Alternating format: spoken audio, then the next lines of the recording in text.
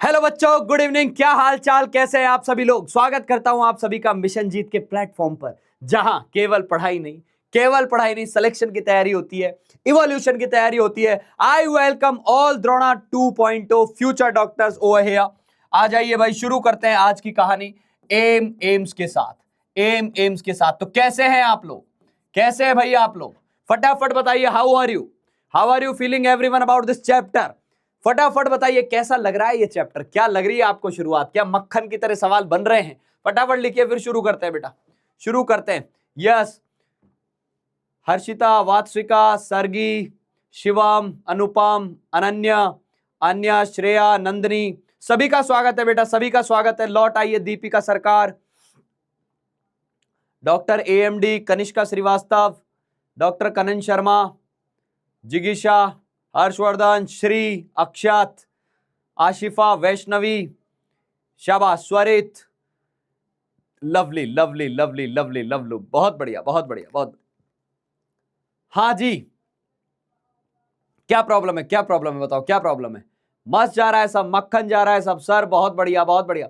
बेटा एक ना उसमें डीपीपी ना थोड़ी एक्स्ट्रा एडवांस में डल गई है, तो तुम्हें हमेशा क्या करना है, ये देखा करो कौन से डीपीपी का सॉल्यूशन अपलोड हुआ है। जिस डीपीपी का सॉल्यूशन अपलोड हुआ है केवल वही आपको सॉल्व करनी होती है। मैंने क्या किया इस बार, इस वीक की 3-4 डीपीपी बना के एक साथ अपलोड कर दी थी। Got it. चलो, good evening good evening good evening good evening good evening, बहुत बढ़िया बेटा बहुत बढ़िया। तो चलिए, यस, जय जगन्नाथ, जय, हाँ जी हाँ जी हाँ जी, hello hello hello hello, good evening good evening good evening, मैं भी हूँ, बहुत बढ़िया बेटा। सर पहले इजी नहीं था बट अब मक्खन है। एक बात बता दूं तुम्हें, तुम यहां पढ़ रहे हो ना, मोल जब खत्म होगा तुम मोल के किलर होगे, किलर निपटाओगे। मोल का सवाल आएगा आप निपटाओगे। मैं बता रहा हूं, भले ही हम नीट वाले स्टूडेंट हैं, इतना ट्रेंड कर दूंगा कि जेई के भी सवाल दिखे तो निपटा दोगे। क्लियर। चलिए चलिए, आ जाइए भाई। तो सबसे पहले आज क्या क्या हम कवर करने वाले हैं वो मैं बता देता हूं आपको। तो मेनली आज हम बात करेंगे बेटा डेंसिटी की, डेंसिटी के बारे में बात करेंगे। हमने कल शुरू कर दिया था ये वाला। फिर हम देखेंगे परसेंटेज कॉम्पोजिशन पे चर्चा करेंगे, परसेंटेज कॉम्पोजिशन पे चर्चा करेंगे। टाइम मिल पाया तो हम मॉलिक्यूलर फॉर्मूला, एम्पिरिकल फॉर्मूला, ये सब की भी बातें करेंगे, इन सब पर भी बातें करेंगे। ठीक है भाई। और यहां से भी टाइम मिल पाया तो चैप्टर को थोड़ा और आगे बढ़ाएंगे और चैप्टर में आपको मजा आने वाला है। ठीक है। I love you sir, love you all, love you all, love you all. चलो जी, ये सवाल आपको घर से करने के लिए दिया था। फटाफट आंसर चाहिए चैट बॉक्स में। आंसर ऐसे दौड़ने चाहिए जैसे कि आप नीट के एग्जाम में बैठ के आंसर लिख रहे हो। टाइम की बहुत कमी है। एक क्वेश्चन करना मतलब 4 नंबर का मिलना, नहीं करना मतलब 4 नंबर का जाना। चलिए शुरू हो जाइए, चैट बॉक्स उड़ जाना चाहिए एकदम। 4.4 ग्राम CO2 एक्सल्ड बाय ए पर्सन।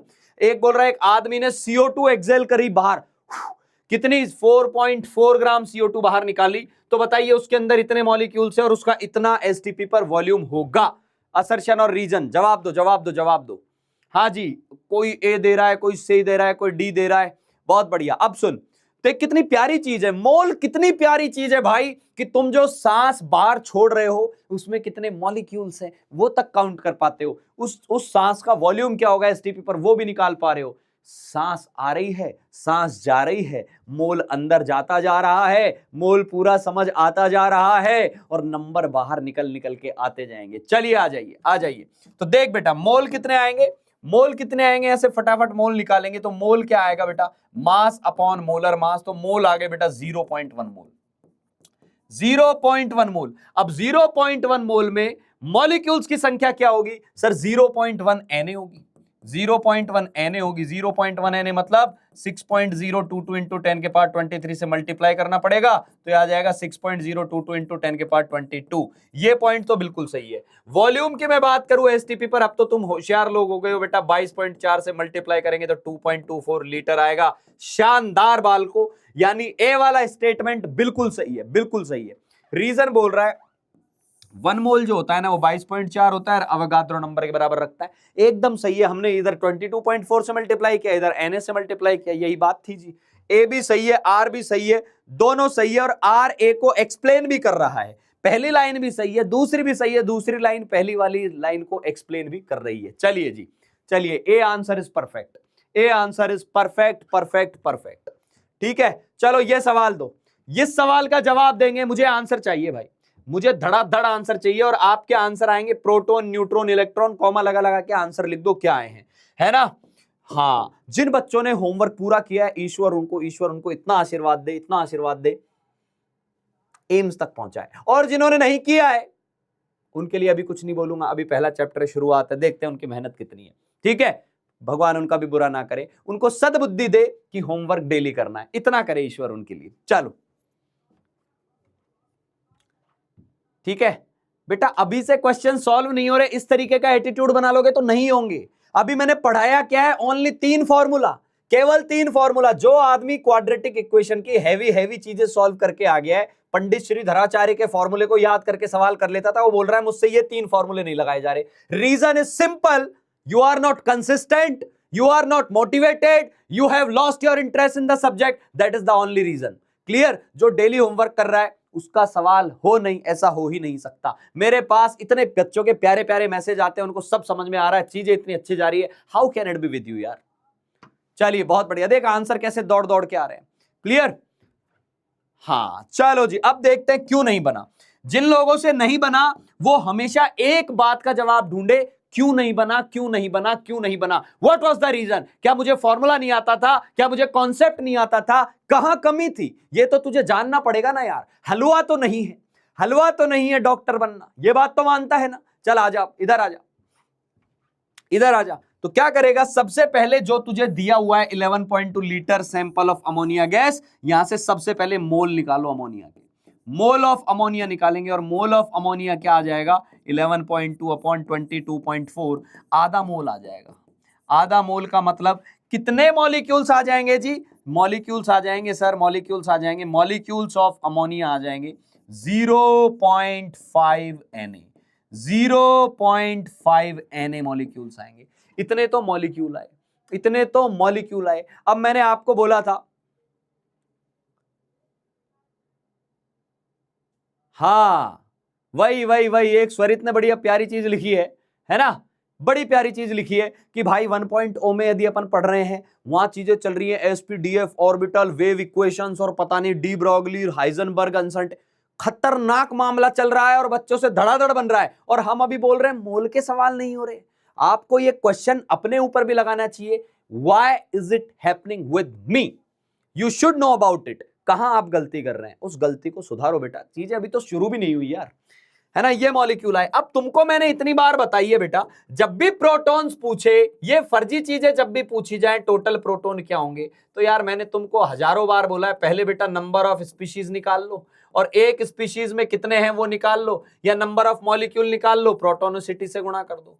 प्रोटोनिसिटी क्या होती है, सर ने अपनी टर्मिनोलॉजी बना के आपके लिए फॉर्मूले बनाए, एक में कितने प्रोटॉन है उससे गुणा कर दो, न्यूट्रॉन के लिए न्यूट्रॉनिसिटी से गुणा कर दो, इलेक्ट्रॉन के लिए इलेक्ट्रॉनिसिटी से मल्टीप्लाई कर दो। अब ये तो तुझे करना पड़ेगा ना यार। इसका मतलब क्या होता है, एक में कितना होता है उसकी इंफॉर्मेशन लॉक कर ले, कितना होता है देखते हैं। NH3 की मैं बात करूं बेटा, प्रोटॉन कितने होते हैं। अब वो बेहोश आदमी होगा जो इसमें प्रोटॉन काउंट नहीं कर पा रहा होगा, वो पापी आत्मा होगा जो इसमें प्रोटॉन काउंट नहीं कर पा रहा होगा, उसको वापस 9/10 पढ़ लेनी चाहिए। क्यों? क्योंकि प्रोटॉन के लिए बेटा नाइट्रोजन में 7 होते हैं, हाइड्रोजन में 1 होता है, और 3 हाइड्रोजन है तो 10 आएंगे। न्यूट्रॉन निकालने हैं ना, इसमें 7 होते हैं, इसमें 0 होते हैं, 7 आएंगे। इलेक्ट्रॉन निकालने हैं ना, इलेक्ट्रॉन प्रोटॉन के बराबर आएंगे, 10 आएंगे, खत्म हो गई बात। इनसे मल्टीप्लाई करना है, आंसर तो दौड़ते हुए आएगा। तो देख प्रोटॉन कितने आ गए, प्रोटॉन आ जाएंगे 0.5 Na इंटू 10,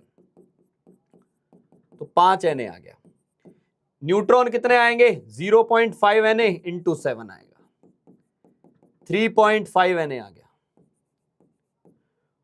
इलेक्ट्रॉन कितने आएंगे, 0.5 Na इंटू 10 आ जाएगा, तो 5 Na हो गया। क्या दिक्कत है इसमें यार, क्या दिक्कत है, कितनी सिंपल सी चीजें हैं यार, कितनी सिंपल सी चीजें हैं। क्लियर?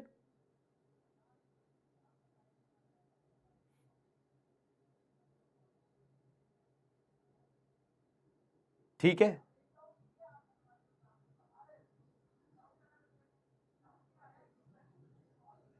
ठीक है बेटा, हाँ बहुत बढ़िया बहुत बढ़िया बहुत बढ़िया। ठीक है यार, ये चैट रिफ्रेश करो एक बार ये, और इनको बिल्कुल छेड़ो मत, जैसे चल रही है उस स्पीड से चलने दो। फिर मैं बच्चों के एक्सप्रेशन पढ़ना चाह रहा हूँ, उनको चीजों को समझ में आ रही है क्या हो रहा है। बहुत बढ़िया बहुत बढ़िया बहुत बढ़िया बहुत बढ़िया, शाबाश शाबाश। ठीक है, चलो जी आगे बढ़े। Lovely lovely lovely. ये देखो नीट का तड़का, हाईएस्ट नंबर ऑफ एटम्स किसमें। अब यार इसमें कैलकुलेशन की बात कहां से आ गई, मतलब यार जोड़ बाकी गुणा भाग ही तो कर रहे हैं। 4 5 8 20 16 15 ऐसे नंबर चल रहे हैं, उसमें तुम्हें कैलकुलेशन नहीं हो रही। ये देखो ये अच्छे अच्छे मैसेज भेजो, मक्खन गाचा डन सर, एक नंबर है ना, एक नंबर एक नंबर एक नंबर, इजी पीजी चमका सर, गाचा सर, कैलकुलेशन उड़ा दी sir, clear sir. This is what I was expecting, है ना। तुम्हें हीरा बनाना है, तुम्हारी पॉलिश करनी है, समझ में आ गई। मेरी इच्छा हुई मैं डांटूंगा, मेरी इच्छा हुई तो तुझे यहां बुला, यहां होता ना अभी तो तेरे को एक चमकाता भी कि ये लल्लू सवाल क्यों नहीं हुआ, क्यों नहीं हुआ ये लल्लू सवाल, कारण बता मेरे को, है ना। जैसे वो नोटिस आ जाता है ना गवर्नमेंट से, किसी चीज का ऐसे नोटिस भेजता तेरे को कि ये ले नोटिस और इसका जवाब दे, ये क्यों नहीं हुआ। चलो बहुत बढ़िया बहुत बढ़िया। तो बताओ सबसे ज्यादा एटम्स किसमें आएंगे, ये था नीट का तड़का, ये था नीट का तड़का। तो देखिए हीलियम मोल निकाल लो तो एटम कितने आ जाएंगे, 4 एन, मोल ही दे दिया, अब क्या करें, 4 एन एटम आएंगे।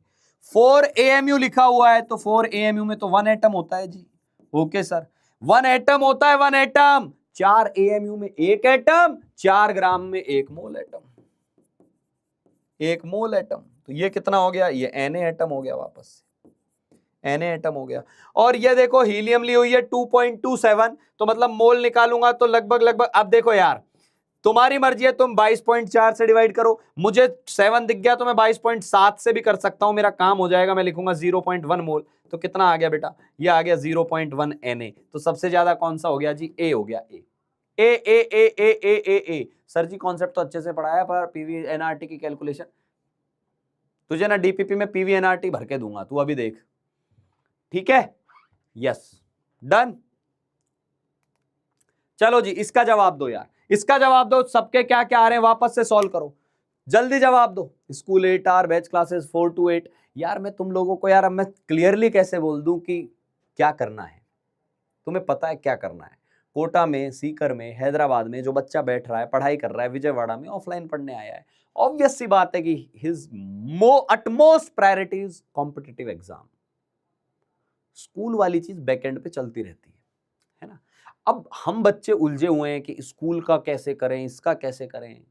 मैं आपको फिर बोल रहा हूं बेटा, 1.5 साल बाद रियलाइज होगा कि नहीं यार इसी पे ध्यान दे ले। 11th की percentage nobody is going to ask to you कितनी बनी, और ये भी मेक श्योर कर रहा हूं कि यहां से शांति से पढ़ाना, ये भी मेक श्योर करता हूं कि वहां से पढ़ ले और यहां से पूरा का पूरा पढ़ ले। तो अभी तू वहां ज्यादा अच्छे परसेंटेज तभी लाएगा जब यहां के सवाल पूरे कर लेगा, क्योंकि वहां के तो उड़ा ही देगा फिर, ठीक है। चलो चलो चलो चलो ठीक है। तो देखो भाई अब वही एक में कितने हैं ये लिख दो। अब आप बोलोगे कैलकुलेशन टफ है, तो यार मेरी आत्मा मर जाती है जब आप ऐसी छोटी छोटी कैलकुलेशन में बोल देते हो कैलकुलेशन टफ है। के हो गया 4, Fe हो गया 1, कार्बन हो गया 6, नाइट्रोजन भी हो गया 6, मल्टीप्लाई करने का जी आंसर आते जाएंगे। तो बताओ पोटेशियम के मोल कितने होंगे सर, 0.2 मोल इंटू 4.8 होंगे। सर ये कौन सा फॉर्मूला लगा दिया, अरे atom is equal two molecule into atomicity, वही लगा रहा हूं, कोई फॉर्मूला नहीं है। पिछले 8 लेक्चर से केवल वही फॉर्मूला लगा रहा हूं कि इनको एक्सपर्ट बना दूं इस चीज में, इनको एकदम हीरा बना दूं, हीरा। ये 0.2 मोल आ गया। कार्बन कितना आ जाएगा, कार्बन का मोल आएगा 0.2 मोल इंटू 6, 0.2 मोल इंटू 6 1.2 मोल। नाइट्रोजन के मोल आएंगे आपके पास 0.2 इंटू 0.2 मोल इंटू 6 1.2 मोल, ठीक है। तो ये 4 आ जाएंगे, ये 4 आ जाएंगे। अब मोल ही पूछे थे, ये आ गए, नंबर मोल आ गए सबके, गॉट इट, बहुत बढ़िया बहुत बढ़िया। हाँ ठीक है बेटा, ठीक है। एक लिख रहा है सर पेरेंट्स नहीं समझेंगे। एक बात बताता हूं बेटा तुमको, पेरेंट्स गलत नहीं होते कभी भी, आपको उनको कॉन्फिडेंस में लेना होता है। मैं आपको एक बात बताता हूं, जब मैं IIT की प्रिपरेशन करने गया था ना यार, मेरे घर वालों को सच में पता नहीं था IIT होती क्या है। Let me tell you very clearly, I belong to a very small town. और मैं जब वहां से मैंने उनको बोला कि यार I have to go to Kota and I have to prepare for this thing, आज से 20 साल पहले की बातें हैं, लगभग 2008 की बात बता रहा हूं आपको, है ना, 2007-8 की बात। तो दे वर शॉक्ड कि यार ये कौन सी चीज करने जा रहा है, अरे हम बच्चे को घर से बाहर नहीं भेजेंगे, अरे यार तेरी स्कूल में नंबर कम हो जाएंगे, तेरे ये हो जाएंगे, फिर तेरी 11वीं 12वीं में परसेंटेज कैसी आएगी, ये करेगा। भाई मुझे अपने ऊपर भरोसा था, मैंने बोला मैं करूंगा, आपको प्रूव करके दूंगा कि yes I can do it. तो क्या होता है, आपको पेरेंट्स को कॉन्फिडेंस में लेना पड़ता है, और उनकी गलती नहीं होती है, वो तो शुरू में बोलेंगे कि वो हर बार हमारा भला चाहते हैं। माता पिता हमेशा हमेशा और हमेशा ये चाहते हैं कि मेरी औलाद मेरे से 2 कदम आगे रहे हमेशा। समझ में आ गई बात? तो वो कभी आपका बुरा नहीं चाहेंगे। You have to prove them. आपके जो यहाँ टेस्ट होते हैं, उन टेस्ट में आप नंबर ला के दिखाओ ना यार, कि पापा ये नंबर आ रहे हैं, इस तरीके की मेहनत कर रहा हूं मैं। आपके यहाँ का इंपैक्ट स्कूल में दिखाओ ना ये चीज। उसके लिए आपको करना पड़ेगा। पेरेंट्स को जिस दिन ये रियलाइज होगा कि yes he is on the right track, उस दिन से तेरे से ये कहना बंद कर देंगे कि ये मत कर वो मत कर। यू हैव टू प्रूव योर सेल्फ। समझ में आ गई बात? कुछ नहीं कहेंगे यार, माता पिता तो अपने ही है ना, किसी और के थोड़ी ना है ना। They are the nearest to your soul. आपकी आत्मा के सबसे क्लोज आदमी कोई है, वो है आपके माता पिता। तो डोंट ब्लेम ऑन देम कि सर उनको समझ में नहीं आता, उनको ये समझ में, उनको समझ में नहीं, उनको सब समझ में आता है। उनको लगता है कि मेरा जो बालक है, कहीं ऐसा ना हो कि मैं इसको बोल दूं कि तू प्योरली यहीं से पढ़ाई कर और ये दिन भर स्क्रीन देखे और पता चले ये तो 4 ही घंटे की क्लास है, ये छोड़ के फिर इसका दिमाग कहीं और दिशा में चल जाए। You have to prove this thing यार, कि नहीं पापा I have become very serious, मुझे 2 साल मेरे करियर पे फोकस करना है। और उनको दिखता होगा कि आप डिस्ट्रैक्टेड हो, उनको लगता होगा कि ये पढ़ाई नहीं कर पा रहा है, ये पढ़ाई नहीं कर पा रही है, इसलिए उनको डाउट होता है। तो वो तो फिर आपको जो सिस्टम बना हुआ है सिस्टम में घुसाएंगे कि जाओ आप ये इसी तरीके से फॉलो करो जैसे पूरी दुनिया कर रही है। समझ रहा है मेरी बात को? आपको ये चीज प्रूव करनी पड़ेगी कि yes mummy I can do it, yes papa I can do it. फिर वो बोलेंगे नहीं कैसे सर, ये टेस्ट है, ये टेस्ट में मेरे ये नंबर आए हैं और ऑनेस्टी से आए हैं, बिना चीटिंग के आए हैं। ये भाई सब एक्सक्यूजेज होते हैं। I consider them all to be excuses excuses excuses, कि सर मेरे से ये नहीं हो रहा क्योंकि पापा ने ये कहा, मम्मी ने ये कहा, मौसा ये बोले, फूफा ये बोले, बाबा ये बोले, दोस्त ये बोले। सब बेकार की बातें हैं। What is your inner soul is saying to you, listen to it, that will be your on call, on call. ठीक है? हाँ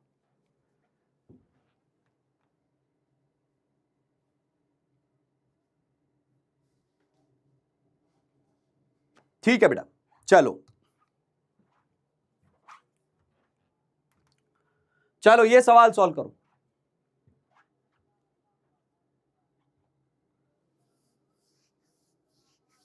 ये सवाल सॉल्व करो।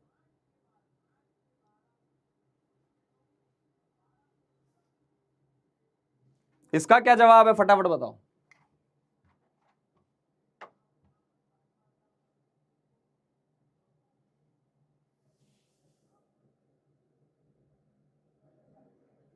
अरे बेटा वो जो डीपीपीज मैंने अभी बताया था, आपने लेट ज्वाइन किया, कुछ डीपीपीज आगे की भी हमने अभी अपलोड कर दी हैं, तो आपको जो क्लास में जो बताया जा रहा है ना वही डीपीपी करके आनी है।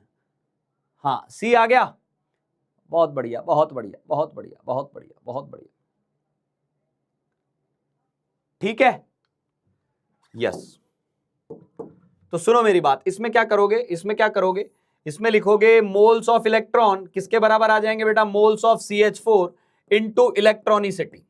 यही बोलूंगा मैं तो, इलेक्ट्रॉनिसिटी मतलब एक में कितने आ रहे हैं ये बताओ। तो बेटा एक में कितने आ रहे हैं वो रख दो, एक CH4 में कितने इलेक्ट्रॉन है वो रखो। तो एक CH4 में आएंगे 6 + 4 10 इलेक्ट्रॉन आएंगे।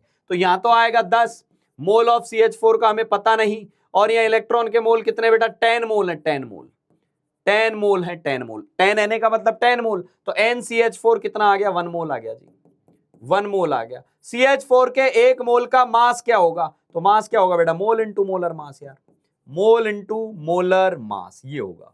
तो मोल हो गया 1, मोलर मास हो गया 16, 16 ग्राम वजन आ जाएगा, खत्म हो गई बात, सी ऑप्शन आ गया। क्या हलवा छाप सवाल है रे। चलो अगला, अगला ये बताओ, ये बहुत बढ़िया सवाल है, सॉल्व करो इसको।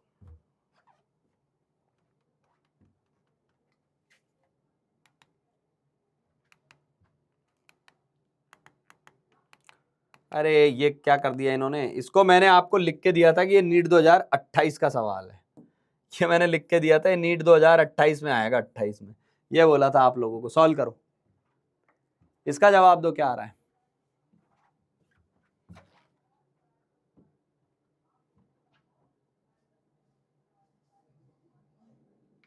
जवाब दो।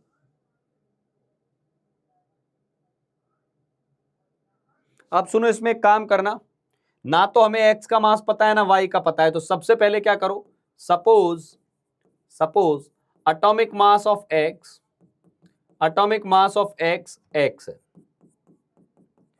और suppose atomic mass of y y है, तो एक बात बताओ, मोलर मास ऑफ XY2 क्या आ जाएगा? मोलर मास ऑफ XY2 क्या आ जाएगा? XY2 का मोलर मास आएगा जी x + 2y, ये आएगा। और मोलर मास ऑफ X2Y क्या आएगा? X2Y3 क्या आ जाएगा? ये आ जाएगा 2x + 3y। ये बात समझ में आई? ये बात समझ में आई बेटा? ये बात समझ में आई जो मैंने बताई है? जिन लोगों का ये आ गया 40 और 30, वो तो एकदम अल्टीमेट है भाई, उनको समझ में आ गया मोल क्या है, वो उड़ा देंगे इस सवाल को। अब इसके अलावा कोई भी सवाल आएगा वो कर लेंगे मोल का, क्योंकि जिनको ये आ गया मतलब आ गया, उनका कन्वर्जन समझ में आ गया उनको। अब इस सवाल में देख क्या क्या दिया है भाई, तुझे मोल दिए और तुझे मास दिया हुआ है, तुझे मोल दिए और तुझे मास दिया हुआ है। तो मैं पहला पार्ट लिखूंगा कि मोल आ गए 0.05 और मास दिया हुआ है 5 ग्राम, और मोलर मास क्या होगा? XY2 की बात कर रहे हैं, x + 2y होगा। क्या ये मेरी बात समझ में आई? मैंने क्या फॉर्मूला लगाया है? Mole is equal to mass upon molar mass. Mole जो कि ये रहा, मास जो कि 5 है, ये आ गया।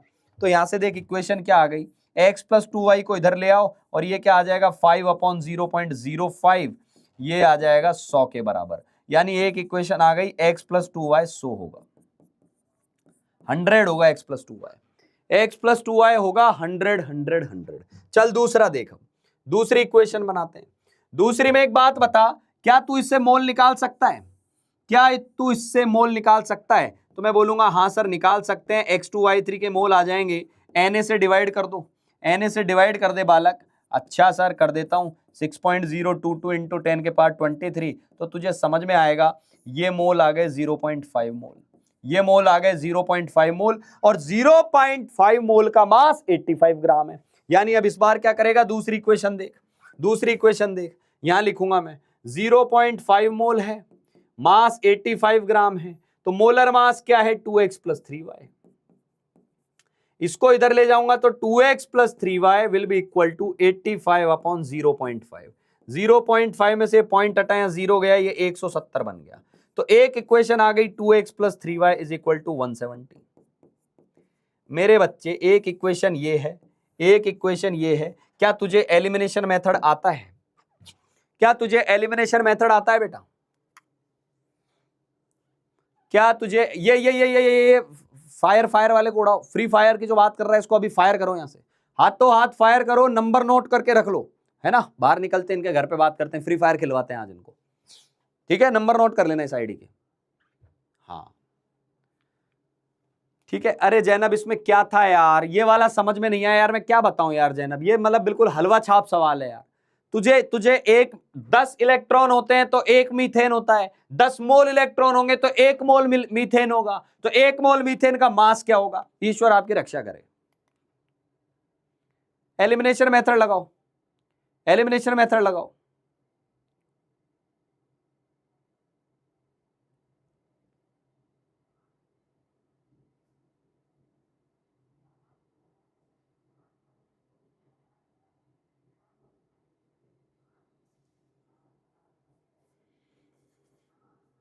ठीक है,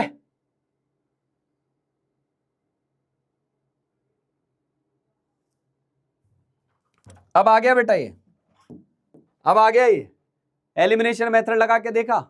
हाँ तो ये क्या आ जाएगा? ये आ जाएगा x + 2y is equal to 100। तो एलिमिनेशन लगाने के लिए इसको 2 से मल्टीप्लाई कर दो, 2 से मल्टीप्लाई कर दो तो क्या आ जाएगा? 2x + 4y is equal to 200। अब आप क्या करो, इसमें से इसको घटा दो। अब यहां से मैं सीधा लिख रहा हूं, तुम लोग करते रहना। y की वैल्यू आ जाएगी 30 और x की वैल्यू आ जाएगी 40, x की वैल्यू आ जाएगी 40। ठीक है, ये करो, ये करो, करो नहीं करना था, जिन्होंने नहीं किया उनको पाप लगेगा, पाप पाप पाप। करो, और जो करके लाए हैं वो ऊपर ऊपर ऊपर। मैं तुम्हें बार बार बोलता हूं, नीट का एक भी सवाल आप सॉल्व कर रहे हैं तो आप एक कदम नीट की तरफ बढ़ रहे हैं। आप यदि कोई भी सवाल सॉल्व नहीं कर रहे हैं तो आप एक कदम पीछे भी जा रहे हैं। ये मत सोचना है कि वहीं रुके रह गए, पीछे भी जा रहे हो। तो जिसने सवाल किया वो एक कदम आगे गया और जिसने नहीं किया वो पीछे गया, तो दोनों के बीच में 2 कदम का गैप आ गया है। एक सवाल से 2 सवाल से 4 कदम का गैप।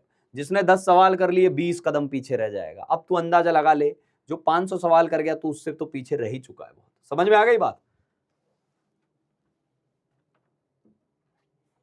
आंसर, जिनका बी फॉर बॉम्बे आ रहा है, जिनका बी फॉर बॉम्बे आ रहा है, दे डिजर्व IIT बॉम्बे, है ना। हालांकि ये नीट की क्लास है, तो आई वुड से कि दे डिजर्व एम्स दिल्ली। ठीक है, चलो।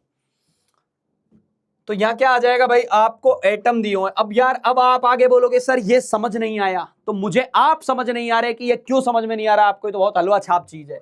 आपको कैल्शियम फॉस्फेट दिया है और ऑक्सीजन के बारे में बात की हुई है, तो आपको क्या पता है ऑक्सीजन के बारे में, वो लिख दो ना। सर हमें पता है ऑक्सीजन 8 होता है। बस एक ही गाना सर ने 50 बार गाया है कि ऑक्सीजन के मोल यदि आपसे पूछे हैं, ऑक्सीजन के मोल यदि आपसे पूछे हैं, मोल ऑफ ऑक्सीजन एटम्स पूछे हैं, तो आप क्या करोगे, mole of calcium phosphate, mole of calcium phosphate into 8 करोगे। इतनी सी बात है। हाँ सर यही बात है। अब लेकिन इसने उल्टा किया है, मोल ऑफ ऑक्सीजन एटम 0.04 दिया है और मोल ऑफ कैल्शियम फॉस्फेट पूछा है।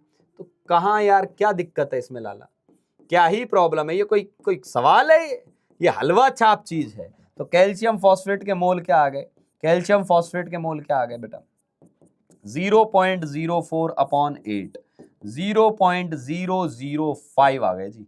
बी आ गया, बी फॉर बॉम्बे। ठीक है, चलो।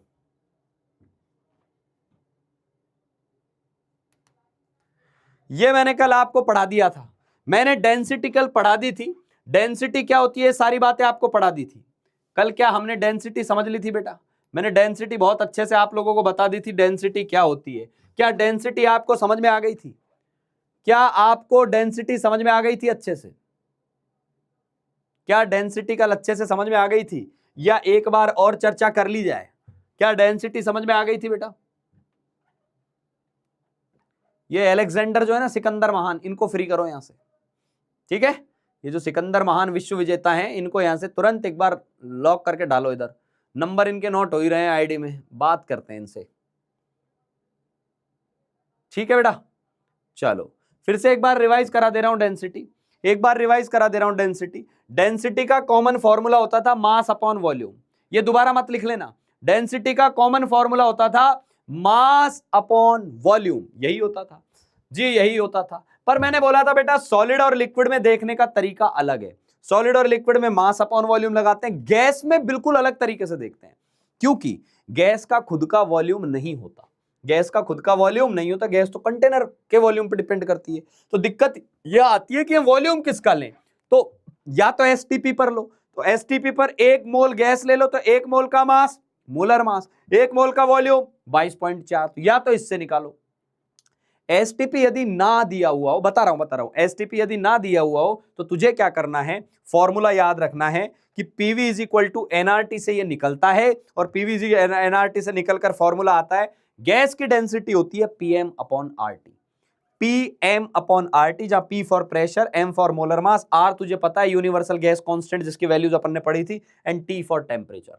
तो डेंसिटी ऑफ गैस, मैं इसको लिख ही देता हूं अलग से एक बार और, density of gas, density of gas जो आ गया अपने पास, वो आ गया PM upon RT, PM upon RT. तो क्या मैं एक बात बोल सकता हूं, प्रेशर बढ़ाने से डेंसिटी बढ़ती है, प्रेशर बढ़ाने से डेंसिटी बढ़ती है? यस सर बढ़ती है। इसका मतलब क्या हो गया, density is proportional to pressure होती है। और टेम्परेचर बढ़ाएंगे, ये वाला डिनोमिनेटर बढ़ाऊंगा तो डेंसिटी कम हो जाएगी, यानी डेंसिटी टेम्परेचर के इनवर्सली प्रोपोर्शनल होती है। सारी बातें किसकी चल रही है बेटा, गैस की चल रही है। जिस गैस की बात हो रही है उस गैस का मोलर मास ले लेते हैं। चमका, यदि चमका तो लिख दो डेंसिटी ऑफ गैस मक्खन। डेंसिटी ऑफ गैस को क्या लिखेंगे, डीओजी मक्खन, डीओजी डॉग मक्खन, यस लिख सकते हो, कोई दिक्कत नहीं है। ठीक है,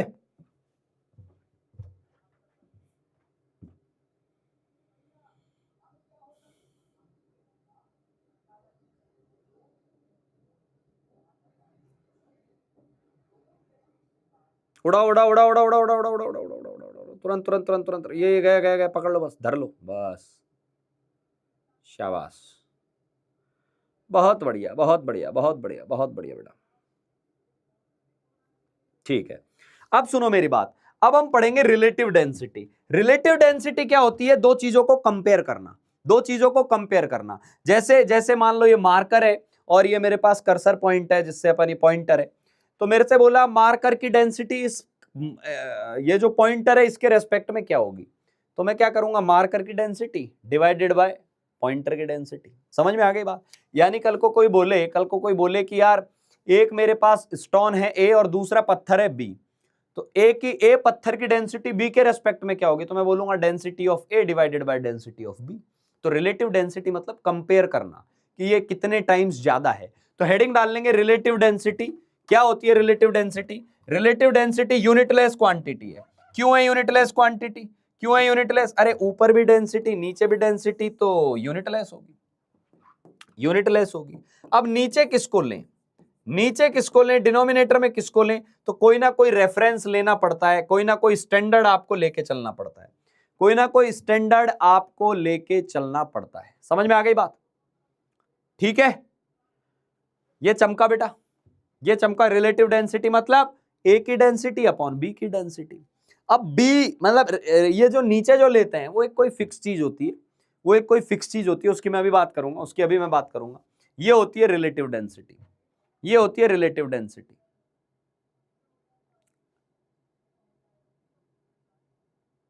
लिखा क्या, लिखा क्या बेटा?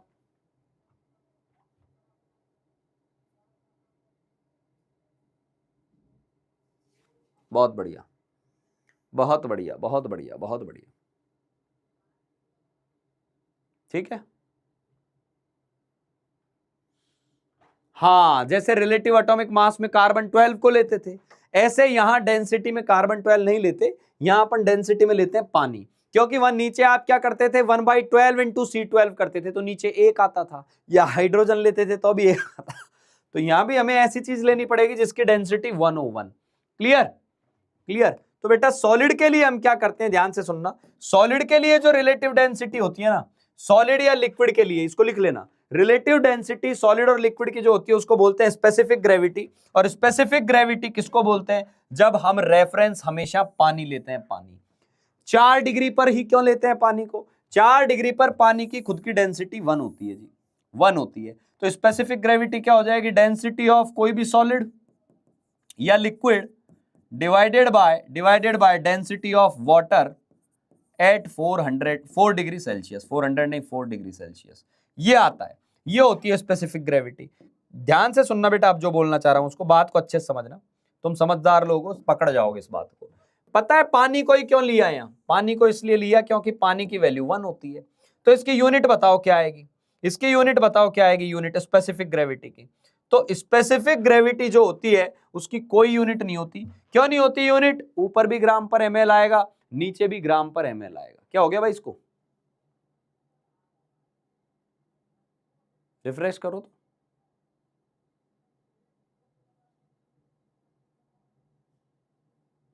हाँ, डिसेबल कर दो।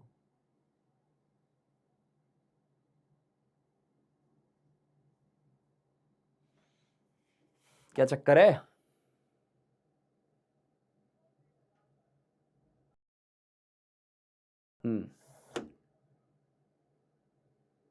ठीक है, यूनिटलेस होती है। ठीक है, अब सुनो मेरी बात, अब ध्यान से सुनना।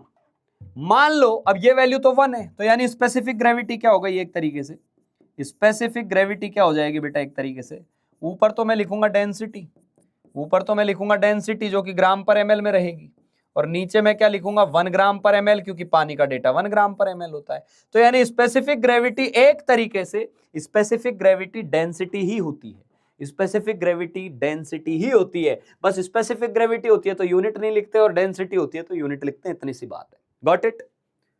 Got it? समझ में आया? 4 डिग्री इसलिए लिए बेटा, 4 पर ही उसका वैल्यू 1 होता है, 4 डिग्री सेंटीग्रेड पर ही पानी की डेंसिटी 1 होती है। Got it? प्राइवेट चैट कर दो भाई, प्राइवेट कर दो चैट, इनकी चैट पब्लिक से हटा दो। ठीक है,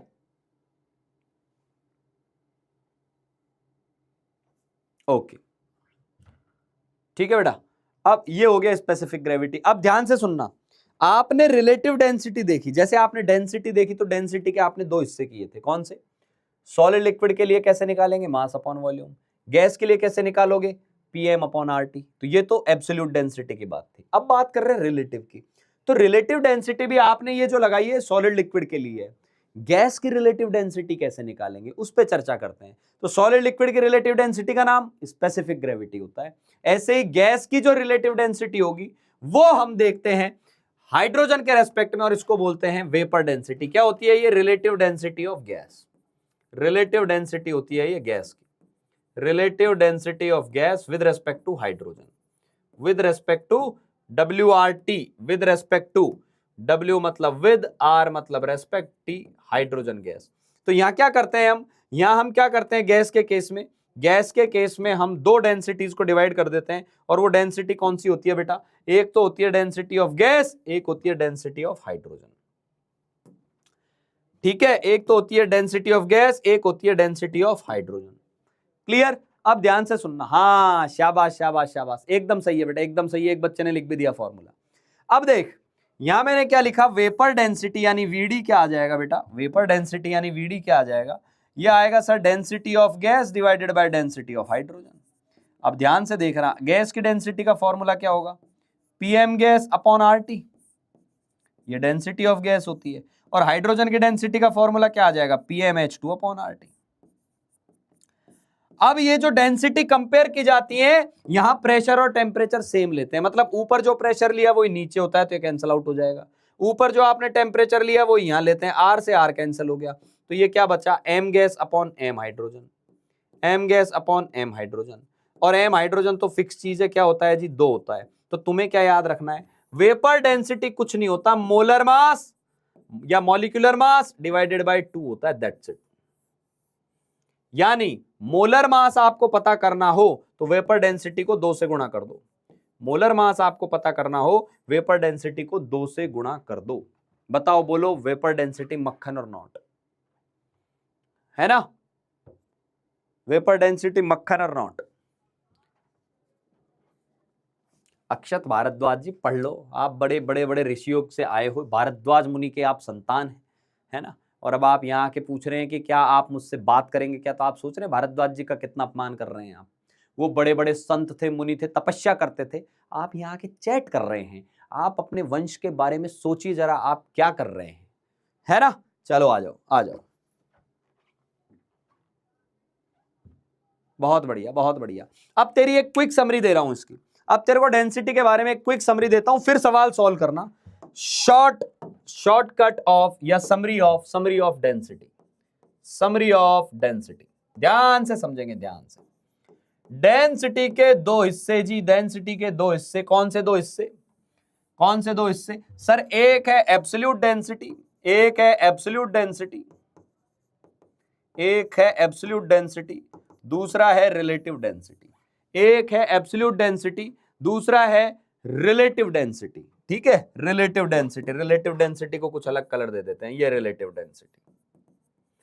दोनों के 2-2 हिस्से, दोनों के 2-2 हिस्से। उसने बोला जब भी सॉलिड लिक्विड हो तो अलग तरीके से सोचना, और गैस हो तो गैस के बारे में थोड़ा अलग सोचना होता है। बोला ठीक है यार, आप कह रहे हो तो मान लेते हैं जी, आप कह रहे हैं तो मान ही लेते हैं, एकदम ठीक है। तो हमने क्या किया, ध्यान से सुनेंगे, हमने इसके 2 हिस्से किए। सॉलिड और लिक्विड के लिए क्या करोगे जी सर, सॉलिड और लिक्विड के लिए, सॉलिड और लिक्विड के लिए हम क्या करेंगे, डेंसिटी का फॉर्मूला लगाएंगे, मास अपॉन वॉल्यूम। ठीक है सर, कौन सी बड़ी बात है, ठीक है। क्या इसकी कोई यूनिट होती है, हाँ इसकी यूनिट होती है, इसकी यूनिट होती है ग्राम पर ml, किलोग्राम पर मीटर क्यूब, ये सब इसकी यूनिट होती है। ठीक है, गैस के लिए अलग लगेगा, गैस के लिए सोचना है एसटीपी पर डेंसिटी पूछिए, तो डेंसिटी एसटीपी पर कैसे निकालना, molar mass divided by molar volume. और मोलर वॉल्यूम क्या होता है जी, 22.4। मोलर मास ग्राम में आता है और ये लीटर में आता है, तो ये आ जाएगी। दूसरा, गैस के लिए एक और फॉर्मूला होता है, गैस के लिए एक और फॉर्मूला होता है डेंसिटी का, पीएम अपॉन आरटी, जहां मोलर मास होता है ये गैस का, ये डेंसिटी का एक फॉर्मूला होता है, ये एब्सोल्यूट डेंसिटी है। Clear clear. अब इधर आ जाओ, अब इधर आ जाओ, इधर की बात करते हैं। इधर क्या होगा, रिलेटिव डेंसिटी भी 2-3 तरीके की होगी, एक सॉलिड और लिक्विड के लिए अलग होगी, सॉलिड और लिक्विड के लिए थोड़ी अलग होगी। सॉलिड लिक्विड के लिए क्या होगा, सॉलिड लिक्विड के लिए यहां आएगा स्पेसिफिक ग्रेविटी, सॉलिड लिक्विड के लिए यहां वर्ड आता है स्पेसिफिक ग्रेविटी, ये क्या होता है जी, जो भी सब्सटेंस की डेंसिटी दी हुई है वो divided by density of water, और ये ऊपर तो डेंसिटी रहेगा, नीचे 1 हो जाता है, तो ये आ जाता है। ठीक है, ये स्पेसिफिक ग्रेविटी। तो सर यहां गैस के लिए कैसे सोचेंगे? गैस को यहां भी अलग इज्जत मिलती है। यहां इसकी रिलेटिव डेंसिटी को हम बोलते हैं vapour density. Vapour density, vapour density ये क्या होता है जी? वेपर डेंसिटी होता है m गैस अपॉन 2, हाइड्रोजन के रेस्पेक्ट में लिखते हैं, तो ये वेपर डेंसिटी होता है। अरे भैया, 2 बातें इधर 2 बातें इधर, 4 बातें खत्म, डेंसिटी स्वाहा। क्लियर? क्लियर? बेटा इतनी अच्छी हैंडराइटिंग में लिख रहा हूं, बोल रहे हो यार अच्छी हैंडराइटिंग में लिखो। कितने लोगों को लग रहा है मेरी हैंडराइटिंग बेकार है यार? बहुत मेहनत से लिख रहा हूं भाई, बहुत मेहनत से लिख रहा हूं, और सुधार लूंगा। आप कह रहे हैं तो, आप ऐसा कह रहे हैं तो आपकी डिमांड का पूरा ध्यान रखा जाएगा। आप अपने सर की भी डिमांड को पूरी कर लो। सर की डिमांड इतनी सी है बेटा, प्रीवियस लेक्चर रिवाइज कर लो, प्रीवियस होमवर्क पूरा कर लो, आपके लिए सर जान देने को तैयार है। क्लियर? चलो लिखो।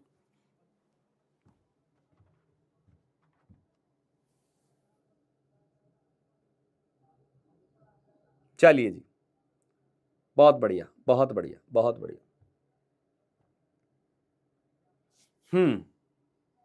चलिए चलिए चलिए चलिए चलिए,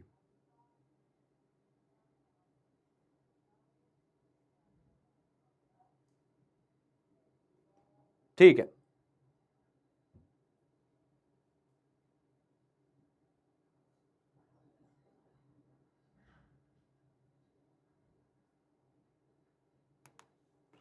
सॉल्व करो। A technician measures, a technician measures, एक टेक्नीशियन जो है उसको लगता है कि 250 ml का एक सॉल्यूशन है और उस सॉल्यूशन का मास 300 ग्राम है। डेंसिटी क्या है सॉल्यूशन की? फटाफट बताओ जी, डेंसिटी क्या है सॉल्यूशन की? फटाफट बताओ, जवाब दो जवाब दो जवाब दो जवाब दो। हमका आंसर चाहिए और जल्दी चाहिए, तो जल्दी जल्दी आंसर दे ही भैया।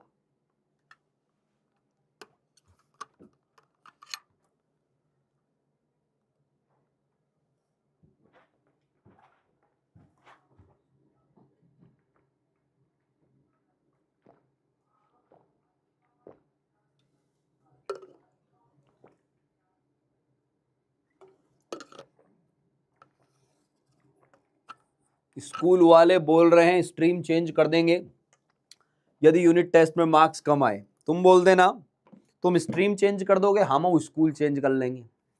समझ में आ गई बात? ऐसा थोड़ी ना है कि यूनिट टेस्ट में कम मार्क्स आए तो स्ट्रीम चेंज कर देंगे, कोई बात नहीं होगी, हम स्कूल चेंज कर लेंगे।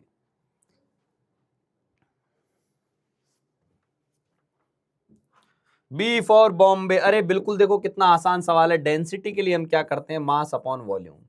इतने हलवा छाप सवाल सर, क्या सवाल दिया है सर, थोड़ा स्टैंडर्ड तो बढ़ाओ जी। हाँ बढ़ाता हूं बेटा, बढ़ाता हूं। ये आ जाएगा ग्राम, नीचे आ जाएगा ml, 6/5 1.2। बी आ गया बॉम्बे। चलो अनदर बैच ऑफ सॉल्यूशन, एक दूसरा सॉल्यूशन है, उसकी डेंसिटी 1.15 ग्राम पर ml है। अब आप तो डॉक्टर हैं, आपके अंडर बहुत सारी नर्स काम कर रही हैं, तो एक नर्स उसमें से, उस सॉल्यूशन में से 40 ml सिरिंज के अंदर भर लेती है। 40, ये खींच लिया, ठीक है। आपने नर्स से जा पूछा, एक बात बता, आपने जो सिरिंज में ये मास भरा है उसका मास कितना होगा, कितना ग्राम होगा? आप डॉक्टर रहेंगे तो आपको ये कई बार होगा ना, जैसे कि ऊपर प्रिस्क्रिप्शन पे लिखा होता है कि इसको 2 ग्राम दवाई देनी है, अब सॉल्यूशन पे डेंसिटी लिखी हुई है ना। अब आप कितना, अब आप क्या लिखते हैं पता है? छोटे बच्चे को जब दवाई देनी होती है कि बेटा इसको 2 ml देना, इसको 1 ml देना, ये डॉक्टर कहां से सोचता है? यहां से सोचता है जी। वो पहले लेबलिंग पढ़ता है, डेंसिटी क्या दी हुई है और कितना मास दवाई का देना है, वो उसको पता होता है कि इसको 2 ग्राम जानी चाहिए, तो वॉल्यूम निकाल लेगा। वो बोलेगा इस सिरिंज को इतना खींच के और फिर दवाई देना। चलो जी करो करो करो करो करो करो।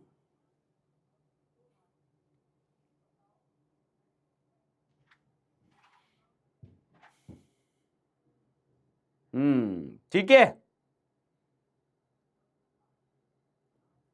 यस, बहुत बढ़िया बहुत बढ़िया। तो डेंसिटी क्या आ जाएगा बेटा? मास अपॉन वॉल्यूम होता है।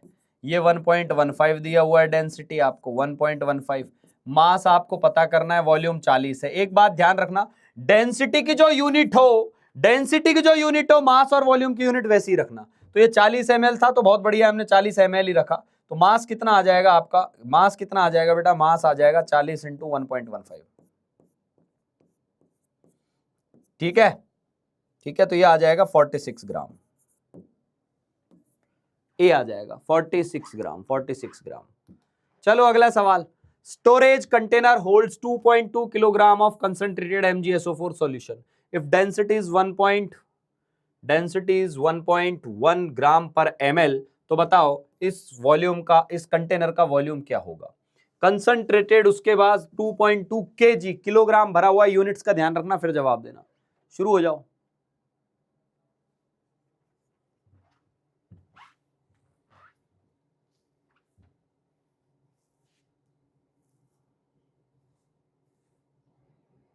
शुरू हो जाओ सभी लोग, शुरू हो जाओ भाई।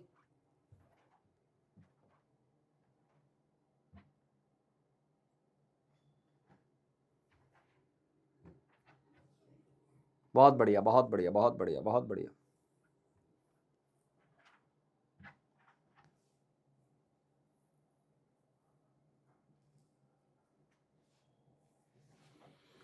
चलो देखते हैं।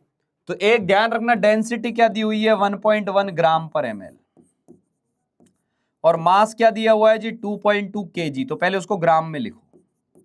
ग्राम में कैसे लिखेंगे, 1 किलोग्राम में 1000 ग्राम होता है जी। ओके जी, तो ये कितना आएगा, 2200 ग्राम आएगा जी, 2200 ग्राम आएगा जी। ठीक है, तो चलो अब फॉर्मूला लगाएंगे, डेंसिटी मास अपॉन वॉल्यूम। तो ये हो गया 1.1, ये हो गया 2200, और वॉल्यूम वॉल्यूम ही है, वॉल्यूम वॉल्यूम ही है बेटा। ठीक है, यस। तो यहां से वॉल्यूम क्या आ गया आपका, वॉल्यूम आ जाएगा बेटा यहां से 2200 अपॉन 1.1। तो ये पॉइंट हटेगा तो यहाँ 0 आएगा, तो ये 2000 ml आएगा। 2000 ml का मतलब क्या हो गया बेटा, 2 लीटर हो गया। 2000 ml का मतलब 2 लीटर, यानी सी ऑप्शन, सी ऑप्शन।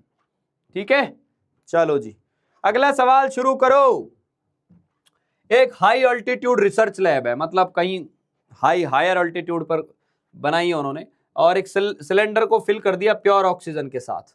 भाई ऊपर गए तो क्या है, ऑक्सीजन की कमी हो गई, हिमालय पे ट्रैकिंग करने गए, तो वहां सिलेंडर लेके गए, उस सिलेंडर के अंदर प्योर ऑक्सीजन भरी है, और वहां टेम्परेचर है 300 केल्विन और प्रेशर कर दिया 4.1 atm। तो बताओ ऑक्सीजन गैस की डेंसिटी क्या होगी जी। प्रेशर टेम्परेचर दिया हो तो गैस की डेंसिटी कैसे निकालते हैं। शुरू हो जाओ बाल को, शुरू हो जाओ, शुरू हो जाओ, शुरू हो जाओ। एक टर्म पढ़ेंगे आप बायोलॉजी के अंदर, एनॉक्सिया। एनॉक्सिया क्या होता है, ऑक्सीजन की कमी हो जाती है कब, जब आप हाइट पे ऊंचे ऊंची जगह पे जाने लगते हैं ना, है ना। जैसे कई लोगों को होता है हम कैलाश पर्वत जाएंगे साहब, है ना, हम तो केदारनाथ के ऊपर जाएंगे, ऊपर के पहाड़ों में, वहां ऑक्सीजन की कमी होती है तो सिलेंडर लेके जाने पड़ते हैं। तो पूछ रहा है वो सिलेंडर इन कंडीशन के अंदर है, तो बताओ उसकी डेंसिटी क्या होगी। करो, सॉल्व करो।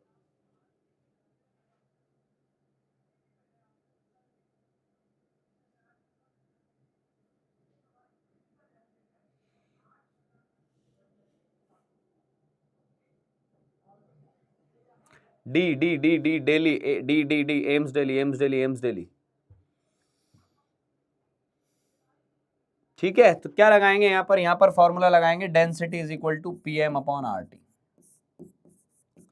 ठीक है जी, तो प्रेशर कितना है, प्रेशर कितना है, प्रेशर है 4.1 atm। ध्यान देना, प्रेशर atm में हो तो R की वैल्यू क्या लेते हैं 0.082, और मोलर मास O2 का क्या होगा 32, और टेम्परेचर क्या दिया हुआ है जी 300। अब देखो ये पॉइंट से पॉइंट उड़ा तो ऊपर गया 1000, ये पॉइंट उड़ा नीचे आया 10, 41 को 2 बार उड़ाओगे 82 हो जाता है। यहां से एक जीरो से ये जीरो गया, ये 2 जीरो से ये 2 जीरो गए, भाई ये कुछ बच गया 32/6 टाइप का, यानी ये कितना आ जाएगा, ये आ जाएगा 30, 30, 2 बच गया 5.33 ग्राम पर लीटर। 5.33 ग्राम पर लीटर। लीटर क्यों लिया मैंने, क्योंकि मैंने आर की जो यूनिट ली है उसमें लीटर आ रहा है। ध्यान देना बेटा, ये आ जाएगा 5.33 ग्राम पर लीटर। B for Bombay. बहुत बढ़िया, बहुत बढ़िया, बहुत। पता नहीं डी कहां से ला रहे थे लोग, पता ही नहीं। चलो ये करो, specific gravity of healthy adults blood plasma is approximately 1.025. What is the mass of 200 ml unit of plasma? वही बात हो गई, प्लाज्मा होता है ना, ब्लड से भी अलग कर लेते हैं, ब्लड का जो लिक्विड होता है जिसके अंदर ब्लड सेल्स घूमती रहती है, प्लाज्मा। उस प्लाज्मा की आपको डेंसिटी दी हुई है। फील आ रही है डॉक्टर वॉक्टर की आप लोगों को कि एकदम डॉक्टर वाले शब्द आना चालू हो गए। प्लाज्मा की आपके ऊपर डेंसिटी लिखी हुई है और आपसे बोला कि इस प्लाज्मा का वॉल्यूम 200 ml है, तो बताओ इसका मास क्या होगा? फटाफट बताओ, फटाफट बताओ बेटा, फटाफट बताओ।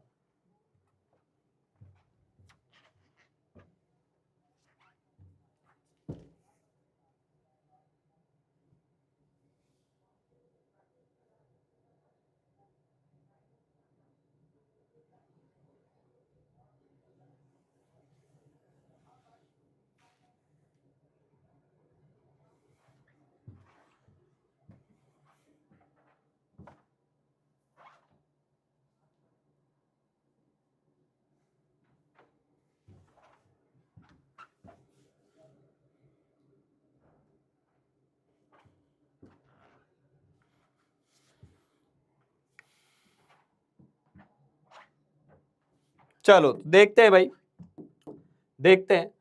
देखो स्पेसिफिक ग्रेविटी क्या होती है? स्पेसिफिक ग्रेविटी मैंने आपको बताया था वो डेंसिटी ही होती है, कुछ नहीं होता, क्योंकि यहाँ डेंसिटी लिखते हैं और नीचे 1 लिखते हैं, पानी की 1 होती है। तो स्पेसिफिक ग्रेविटी 1.025 दी है, तो वही तो डेंसिटी हो गई। तो यानी डेंसिटी आ गई 1.025 ग्राम पर ml, ये डेंसिटी आ गई।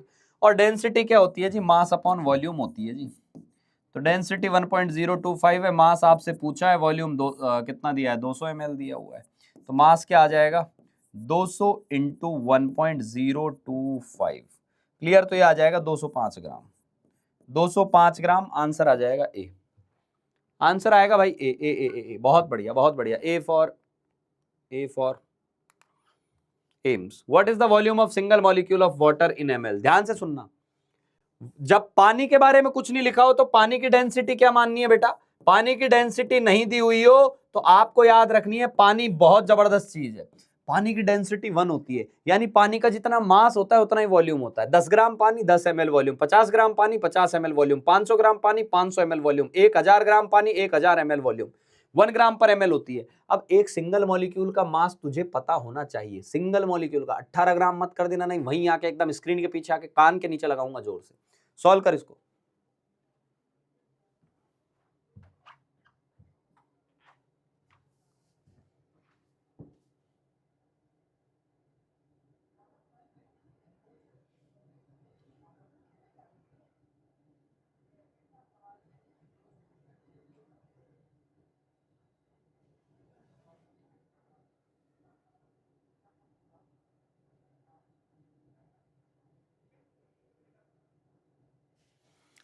ये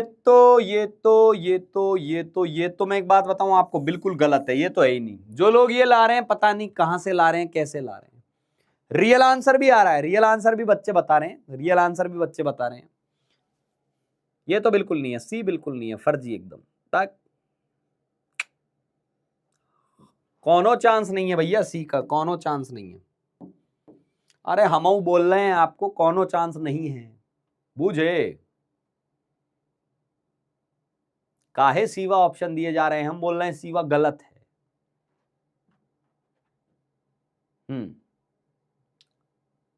हाँ, अब उन बच्चों की संख्या बढ़ गई है जिनका सही आंसर है। चल एक और बात बताऊं, ए भी नहीं है, ए भी नहीं है। अब तुम सोचो, तुम्हें अब पता है प्रॉब्लम क्या है? तुझे यही नहीं पता है कि एक सिंगल मॉलिक्यूल ऑफ वाटर का मास क्या है। जो ये सही लिख रहा है ना वो सही लिखेगा, इसका बस मास बता दे यार। मुझे पता है कि तू कितना बेहोश आदमी है ना, तुझे इसका मास ही नहीं पता होगा। Mass of 1 molecule of water क्या है? एक बार बता दे, देख एक बार ये बता दे। ये है असली चीज। मैं तो जड़ पे समझ गया, रूट पे पहुंचो। रूट कहां है? मुझे पता है तुम्हारे रूट से हिले हुए हैं। क्या आएगा इसका मास? क्या आएगा? अरे मास बता, आंसर वांसर बाद में बताइए। मास बता, मास बता दे लाला।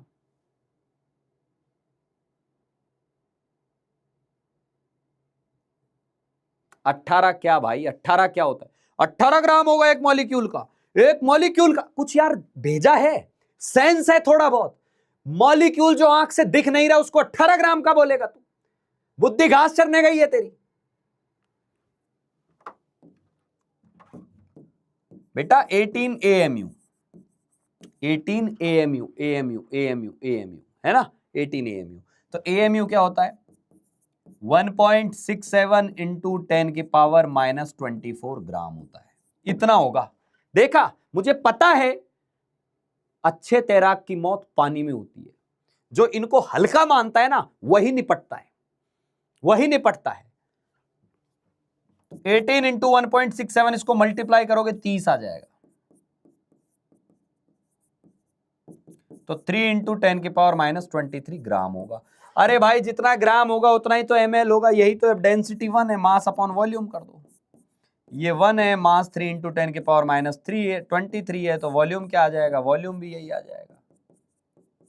जिनका एक ही बार में ये आ गया उनको मुबारक हो बहुत सारा, यानी वो सच में पढ़ रहे हैं, चीजों को अच्छे से पढ़ रहे हैं। बी ऑप्शन आएगा, बी ऑप्शन आएगा। अब कहने को डेंसिटी मास अपॉन वॉल्यूम है, लेकिन हम इतने आवारा हैं, हम इतने नाकारा हैं कि मास नहीं पता पानी का, क्या इलाज है, हे अल्लाह। चलो ये करो, a drop of water has a volume of 3.6 ml, इसका बता दो ये, और ढंग से सुनना, पूछा क्या है वो एक बार ढंग से पढ़ लेना, नहीं यहीं से फेंक के मारूंगा एक, यहीं से थप्पड़ फनफनाते आएगा स्क्रीन के पार और कान के नीचे लगेगा। सॉल्व करो इसको, सॉल्व करो।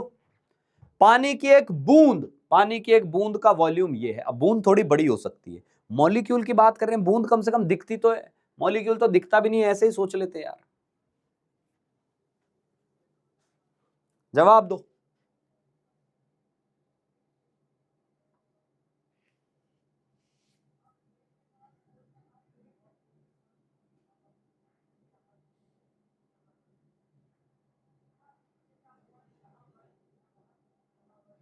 हाँ हाँ, कई बच्चों ने बी बोला था जो सही था बेटा, इसका जवाब दो अभी।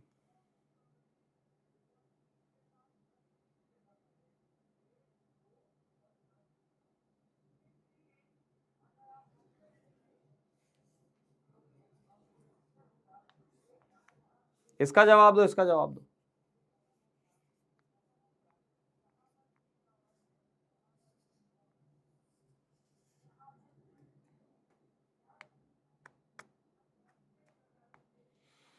बड़े बेहोश लोग हो यार तुम। हाँ हाँ हाँ भाई, आए आए आए, सही है भाई, इसका जवाब दे दो यार, बड़ा सिंपल सा सवाल है।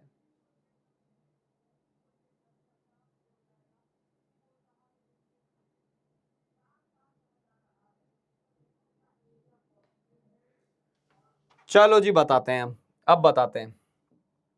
अब देखो क्या होगा, डेंसिटी क्या होती है पानी की, कई बार बोल चुका हूं, 50 बार बोल चुका हूं, एक होती है एक, मतलब डेंसिटी एक, वॉल्यूम इतना, तो मैं सीधा भी लिख सकता हूं, मास कितना आएगा 3.6 ग्राम आएगा, 3.6 ग्राम आएगा। कैसे आएगा, यहां से निकाल भी सकते हैं, 1 is equal to mass upon volume 3.6 ml है, तो मास आ गया 3.6 ग्राम आ गया। तो मोल कितने आ जाएंगे बेटा पानी के, मोल आ जाएंगे 3.6 बाय 18, 0.2 मोल आएंगे, 0.2 मोल आएंगे। तो मॉलिक्यूल कितने आ गए पानी के, मॉलिक्यूल्स आ गए 0.2 Na, 0.2 Na। तो बेटा एक बात बता, तेरे से पूछा है एटम और फिर तू बेहोश पड़ा है, बी जवाब दे रहा है। बी जवाब जो दे रहा है वो एक थप्पड़ उठा के अपने कान पे लगा लेना, क्योंकि एटम्स पूछे हैं। तो बेटा एक H2O में कितने एटम होते हैं बेटा, एक H2O में 3 होते हैं, 2 हाइड्रोजन 1 ऑक्सीजन, तो नंबर ऑफ एटम्स कितने हो जाएंगे, 3 गुना आ जाएंगे।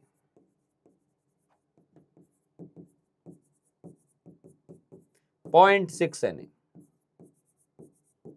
Answer will be C, answer will be सी।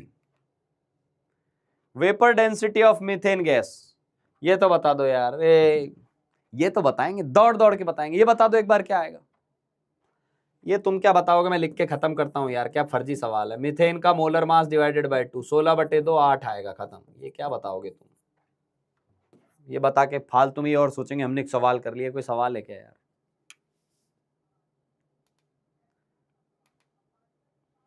ये करके लाना घर से, तब मानूंगा, ये करके लाना,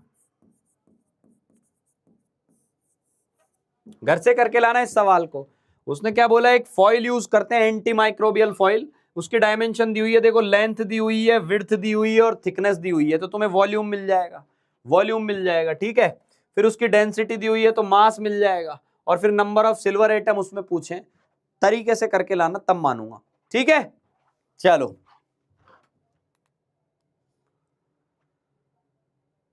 चलो यार एक बार ये सॉल्व कर दो, ये सॉल्व करो, देखता हूं ये क्वेश्चन सॉल्व करो तो देखना है कितने बच्चे। हालांकि मैंने टॉपिक पढ़ाया नहीं है, पर मैंने इसके जैसा एक टॉपिक पढ़ाया है, तो मैं देखता हूं कि क्या आप लोगों के टॉपिक आता है या नहीं आता है। सॉल्व करो एक बार। A container contains 3 moles of argon. A container contains 3 moles of argon and 2 moles of nitrogen. Calculate average molecular mass of resulting gaseous mixture. करो भाई, सॉल्व करो।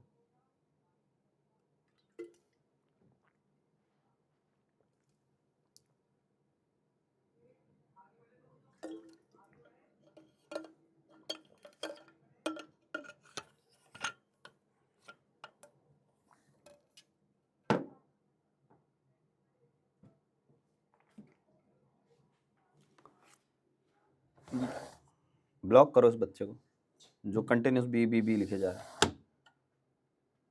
हाँ बस ठीक है। क्या आ रहा है बेटा?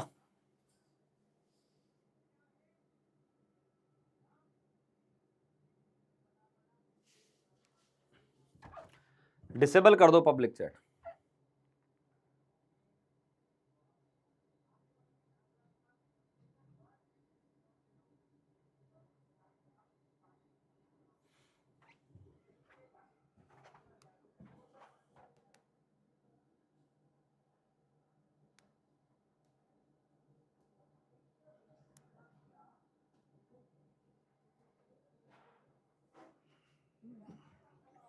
तो देखो देखो ध्यान से सुनना, याद करो याद करो। आपको डब्बे के अंदर क्या दिया है? आर्गन दिया है 3 मोल और नाइट्रोजन दिया है बेटा 2 मोल। तो यार एवरेज मास कैसे निकालेंगे? एवरेज मॉलिक्यूलर मास कैसे निकालेंगे? एवरेज मॉलिक्यूलर मास कैसे निकालोगे? देखो याद करो, एम एवरेज का फॉर्मूला वहां कैसे करते थे अपन? M1x1, वहां x1 होता था परसेंटेज अबंडेंस, यहाँ N1 यानी मोल हो जाएगा कि इसके कितने मोल है, इसके कितने मोल है, डिवाइडेड बाय टोटल मोल से डिवाइड कर देना। तो M1N1 रखता हूं मैं। तो देखो आर्गन का मोलर मास कितना होता है जी? 40 होता है और उसके मोल कितने हैं? 3। नाइट्रोजन का कितना हो जाए जी? 28 होता है, उसके कितने हैं? 2 हैं, डिवाइडेड बाय टोटल मोल कितने हैं? 3 + 2 हैं। तो 120 + 56, ये हो गया आपका 176/5। तो 5 थी 15, 2 6 5 और 1 आ गया तो 5 दूनी 10, 35.2, 35.2 यानी ए आएगा। अब मैं बताता हूं ये एवरेज मोलर मास होता क्या है, क्योंकि मैंने अभी आपको बताया नहीं, मैंने अभी आपको बताया नहीं है। फिर भी यदि आप लोगों ने कर लिया है बहुत अच्छी बात है, नहीं किया है तो यहां से समझ में आ जाएगा, यहां से समझ में आ जाएगा। ये रहा average molecular mass. Average molecular mass की जरूरत कब पड़ती है? जब एक मिक्सचर के अंदर एक से ज्यादा चीजें मिला दी गई हो। तो कैसे करते हैं एवरेज मोलर मास? ये फॉर्मूला दिया हुआ है बेटा, ये फॉर्मूला दिया हुआ है एवरेज मोलर मास का, ये तुझे एकदम अच्छे से याद होना चाहिए। ये एवरेज मोलर मास का फॉर्मूला आ गया, N1 M1 N2 M2 + N3 M3, जहां M1 M2 M3 क्या हो गए? मोलर मास हो गए। ये मोलर मास हो गए बेटा, ये तो मोलर मास हो गए। और ये क्या आ गए आपके? N1 N2 N3 मोल आ गए। ये एम एवरेज लिखना होता है, फटाफट लिख लो कॉपी में, फटाफट लिख लो एवरेज मॉलिक्यूलर वेट।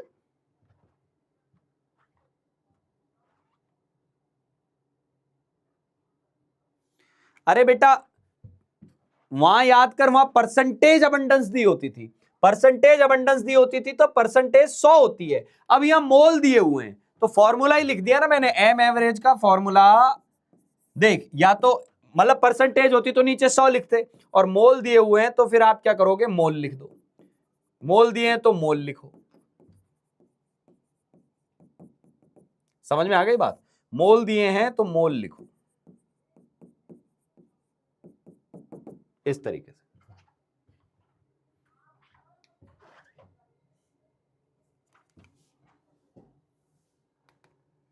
चलो ये सॉल्व करो। अब इसमें दी हुई है परसेंटेज, ध्यान देना। बोल रहा है हवा जो होती है ना, हवा के अंदर 80% नाइट्रोजन होती है। अरे आप क्या बताओगे? हमको पता है। 20% ऑक्सीजन होती है, हाँ हमें पता है, बाई मोल है ना। What is the average molecular weight of this air sample? फटाफट सॉल्व करो, फटाफट सॉल्व करो, जवाब दो, इसका आंसर क्या आएगा? अरे यार 28 कैसे हुआ? मतलब कौन था ये पापी? बेटा ये N2 का क्या होगा यार? 28 नहीं होगा इसका मोलर मास। मतलब यार तुम लोग ना एकदम मैं बस बोल नहीं पा रहा यार, अच्छा नहीं लग रही ये चीज। 28 नहीं होगा। तू पापी इंसान एन को देख के 14 लिख रहा है, तेरे यहीं से खींच के मारूंगा एक।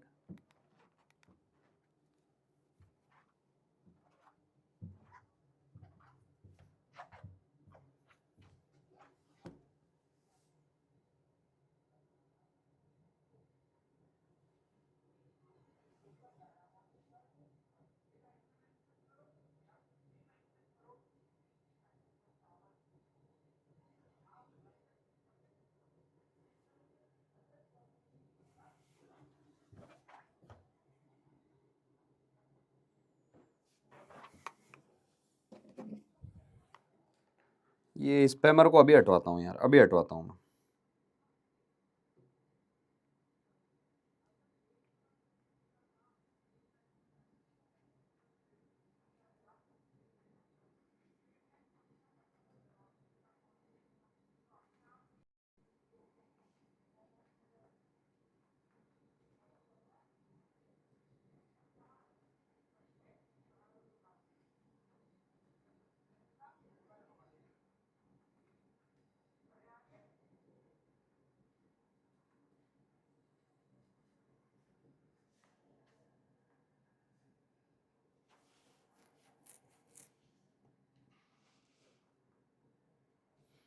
हाँ भाई, अभी किया है मैंने मैसेज, अभी मैसेज किया है, अभी रुको देखो, अभी करते हैं इनको ब्लॉक।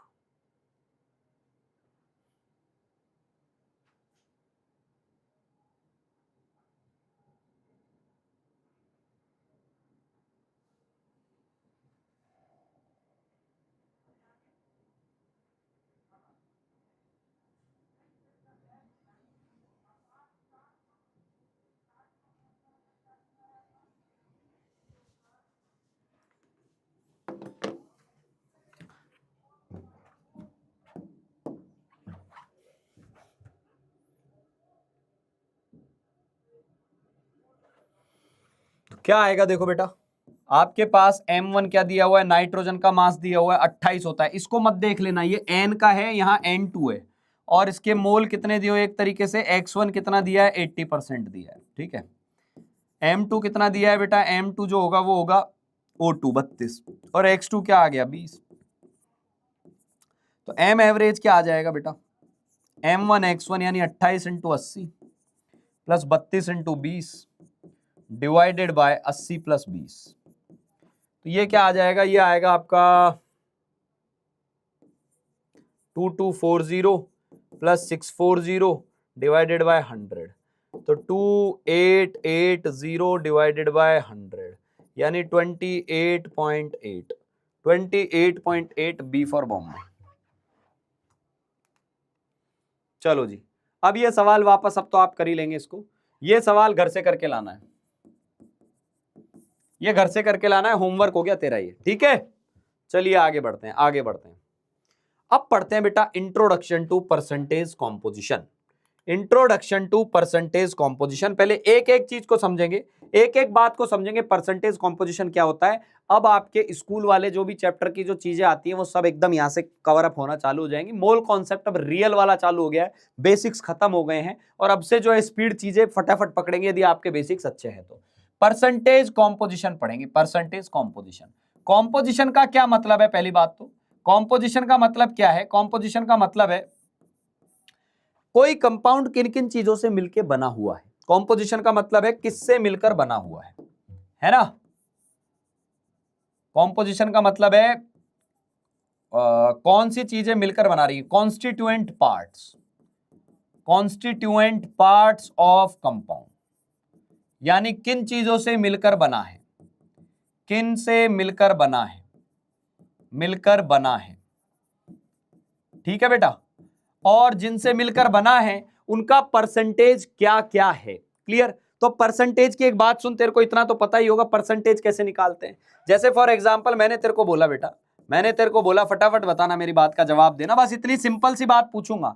मेरे पास एक कलेक्शन है जिसके अंदर रेड कलर की बॉल्स हैं, रेड कलर की बॉल्स है मेरे पास 30 रेड कलर की बॉल्स है मेरे पास, और मेरे पास कुछ ग्रीन कलर की बॉल्स है, ग्रीन कलर की बॉल्स है मेरे पास 60 बॉल है। मैंने आपसे पूछा बताओ कितनी परसेंट बॉल रेड है, परसेंटेज ऑफ रेड बॉल्स कितना है फटाफट बताओ, और परसेंटेज ऑफ ग्रीन बॉल्स कितना है फटाफट बताओ, फटाफट बताओ। मेरे पास 30 बॉल लाल रंग की है, 60 बॉल हरे रंग की है, तो बताओ लाल रंग का परसेंटेज क्या है, हरे रंग का परसेंटेज क्या है, फटाफट जवाब दो इसमें, फटाफट जवाब दो, अभी मैं बताऊंगा, सॉल्व करो।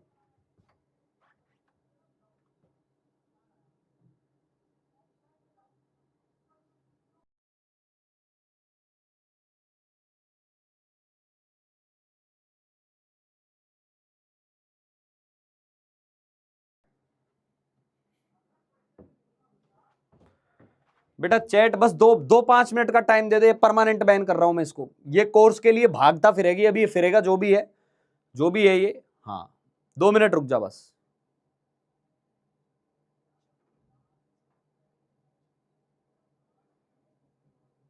ठीक है,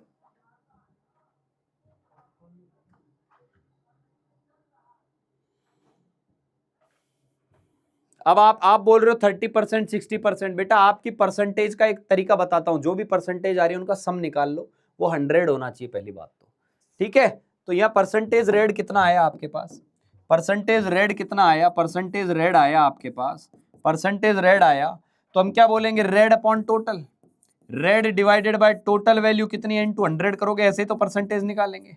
तो रेड बॉल कितनी है आपके पास, रेड बॉल आ गई आपके पास 30, और टोटल कितनी आ गई 30 + 60 इंटू 100, तो कितना आ गया बेटा परसेंटेज, 30/90 आ गया इंटू 100, तो बेटा ये आ गया 100/3, यानी कितना आया 33.33%, 33.33%। समझ में आई बात।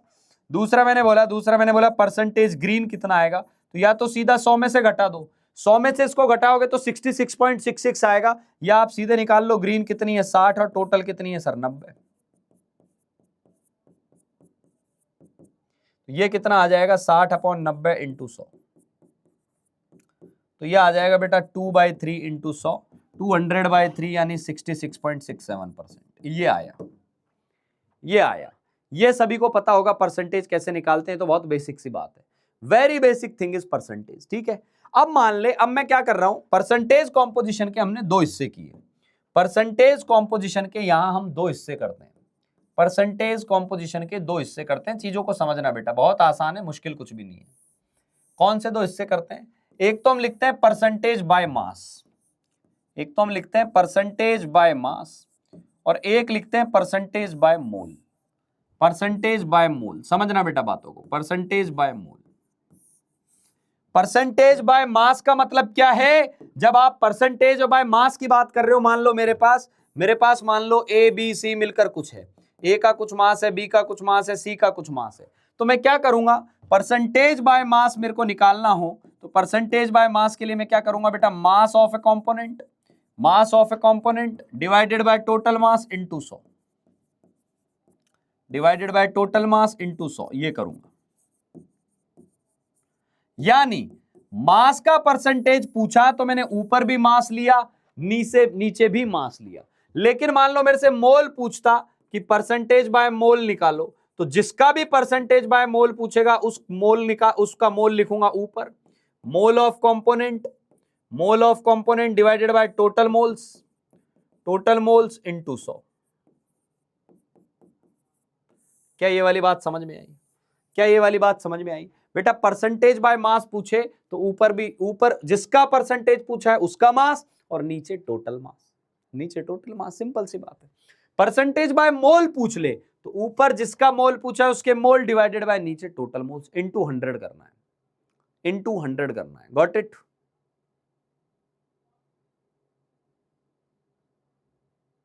ठीक है, अब सुनो मेरी बात, अब सुनो मेरी बात, जैसे अब मैं परसेंटेज बाय मोल को पढ़ाता हूं, पहले परसेंटेज बाय मोल को पढ़ाता हूं। पहली बात तो परसेंटेज कॉम्पोजिशन क्या होता है, इसको लिख लो एक बार फटाफट, फटाफट लिख लो, इन तीनों पॉइंट्स को लिख लो। डेफिनेशन क्या आ जाएगी, ये एक तो रिलेटिव अमाउंट है, रिलेटिव क्यों है, क्योंकि आप 100 के रेस्पेक्ट में देख रहे हो। भाई अपने से कोई पूछे रियल वैल्यू क्या थी रेड की, 30 थी, लेकिन परसेंटेज तो 33 आई ना। रियल डेटा क्या था ग्रीन का, 60 था, लेकिन परसेंटेज तो 66 आया ना। यानी जो परसेंटेज डेटा है वो 100 के रेस्पेक्ट में रिलेटिव डेटा है, तो परसेंटेज कॉम्पोजिशन क्या होता है? It represents relative amount of each element और component in a compound expressed as a percentage of total mass और टोटल मोल्स। लिख लो इनको, लिख लो, कॉपी में लिख लो बेटा, एक बार कॉपी में लिख लो, मैं भी आता हूं। कॉपी में लिखेंगे सभी लोग, लिखो कॉपी में।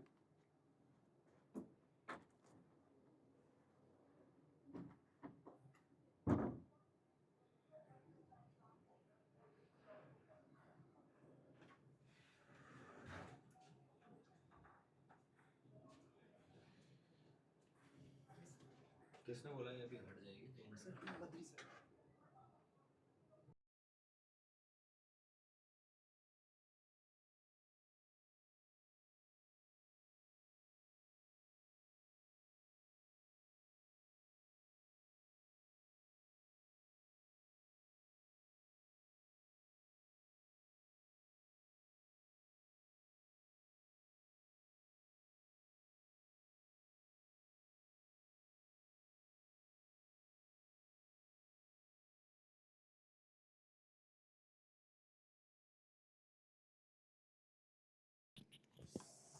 बहुत बढ़िया बेटा, बहुत बढ़िया, ठीक है। अब सुन मेरी बात, अब सुन।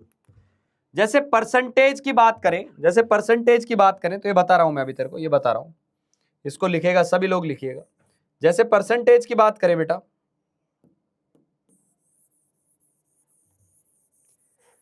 अब अच्छे से समझना इस चीज को, एकदम अच्छे से समझना। कंपाउंड में एप्लीकेशन करके बता रहा हूं। जैसे मान ले,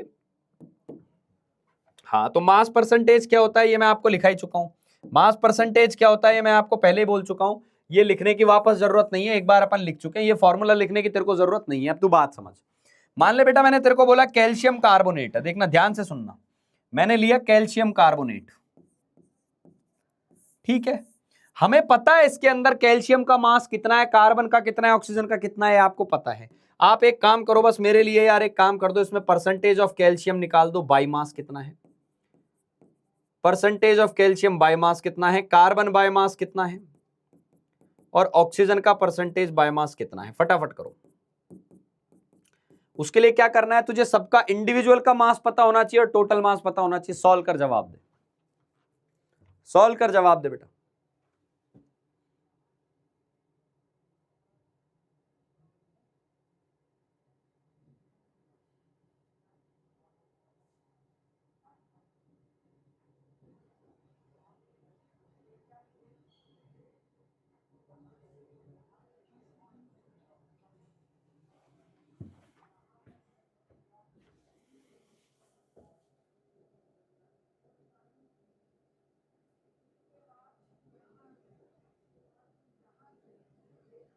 बहुत बढ़िया, बहुत बढ़िया, बहुत बढ़िया, अभी बच्चों के आंसर आना चालू हुए, ठीक है। ठीक है, ठीक है। अब यहां क्या आ जाएगा, कैल्शियम का मास कितना होता है बेटा, कैल्शियम का इसमें 40 है, कार्बन का इसमें 12 है, ऑक्सीजन इसमें 16 इंटू 3 यानी 48 है। तो टोटल कितना हो गया, टोटल मॉलिक्यूलर मास क्या आ गया इसका, टोटल मॉलिक्यूलर मास आ रहा है 100, टोटल मॉलिक्यूलर मास क्या आ रहा है 100। तो बोल रहा है कैल्शियम का परसेंटेज बताओ, तो कैल्शियम का मास कितना हो गया, कैल्शियम का 40 होता है, टोटल कितना है 100 है, और इंटू भी 100 करना पड़ेगा क्योंकि परसेंटेज है, तो 40% कैल्शियम है, 40%। वाह, ये तो आपकी किस्मत अच्छी है। कार्बन का देखें तो कार्बन का 12 है और टोटल 100 है, और 100 से गुणा भी करना है तो 12% है। ऑक्सीजन 48 है, ये भी 100 है, ये भी 100 है, और ये 48% है। और देख, जब मैं परसेंटेज निकालूं तो इसको वेरीफाई करने का तरीका है कि सबका सम कर ले, और सम करेगा तो 100% आएगा, मतलब तेरे आंसर सही है। अब एक काम कर, पानी के अंदर, पानी के अंदर हाइड्रोजन का परसेंटेज बता कितना है, और बाई मास ही बताना है, बाई मास। और ऑक्सीजन का भी परसेंटेज बता, बाई मास बता कितना आएगा, फटाफट बता, सॉल्व कर, जवाब दे इन दोनों का, जवाब दे। हाइड्रोजन और ऑक्सीजन का क्या आ रहा है,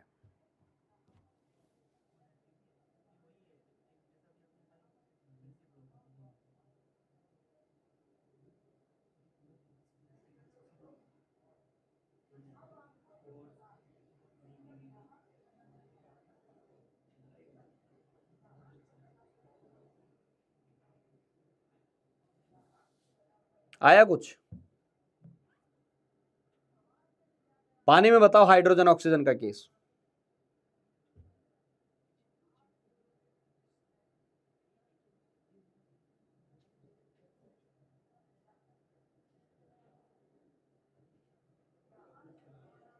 हाँ बेटा मुझे भी आ रहा है आपकी तरह इसके ऊपर गुस्सा। अब थोड़ी देर में रुक जाओ, अभी रिजॉल्व कर रहे हैं इसको, परमानेंट हटा ही रहे हैं इसको। इनको पता चल जाएगा स्पैमिंग का क्या नुकसान होता है। हाँ क्या आया बेटा, आंसर आया? अब ध्यान से देख, हाइड्रोजन कितना आ रहा है? नहीं नहीं यार, अब देखो तुम यार वही गलत जवाब देते हो यार, कितना गलत जवाब देते हो यार। 1 और 16%, 1 और 16% कहां से आएगा? अरे यार गजब लोग हैं बेटा। हाइड्रोजन का मास कितना है H2O में? हाइड्रोजन का कितना मास है? 2 है। ऑक्सीजन का कितना है? 16 है। 2 और 16 तो है, तो टोटल कितना है? टोटल 18 है। अरे पापी लोगों, जब हाइड्रोजन की बात करेगा तो ऊपर हाइड्रोजन लेंगे, टोटल 18 लेंगे, इंटू 100 करेंगे, तो ये आ गया 100/9। 100/9 मतलब ये आ गया आपका 11.11%। 11.11%। पापियो 2 और 16 को जोड़ोगे तो 18 आएगा। वो परसेंटेज है क्या? परसेंटेज के लिए अच्छा मैं समझ गया, तूने यहां 100 से 100 लगाना।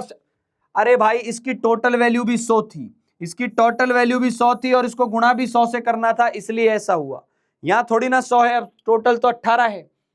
हाँ, और ये कितना आ जाएगा? 16/18, 16/18 इंटू 100। तो ये क्या आ जाएगा बेटा? ये आ जाएगा आपका 8/9 इंटू 100। इसको सॉल्व करेंगे, आएगा 88.89%। 88.89%। तो ये होता है परसेंटेज मास कॉम्पोजिशन। ये होता है परसेंटेज मास कॉम्पोजिशन। बिल्कुल सही है, बिल्कुल सही है बेटा, बिल्कुल सही है। अब परसेंटेज मोल क्या आएगा? परसेंटेज मोल कॉम्पोजिशन क्या आएगा वो भी देख लो। तो ये भी मैंने आपको बता दिया। मोल के टाइम में क्या करना होता है? मोल निकाल लो। मोल के टाइम में उस पर्टिकुलर चीज के मोल निकाल लो, उस पर्टिकुलर चीज के मोल निकाल लो, मोल। ठीक है, तो इसको ना, ये जो टर्मिनो लिखी हुई है ना, ये वाली, एक के मोल डिवाइडेड बाय टोटल मोल। जैसे मान लो मैंने बोला एक में ए भी है, एक में बी भी है, ये आ गया। तो ए के जो मोल है मान लो उसको मैंने लिखा Na, इसके मोल है ए, और ये हो गया बी। तो ये क्या हो गया? मोल ऑफ ए, और ये हो गया मोल ऑफ बी। तो यहां क्या आ जाएगा बेटा? यहां क्या आ जाएगा? मोल परसेंटेज ऑफ ए क्या आएगा?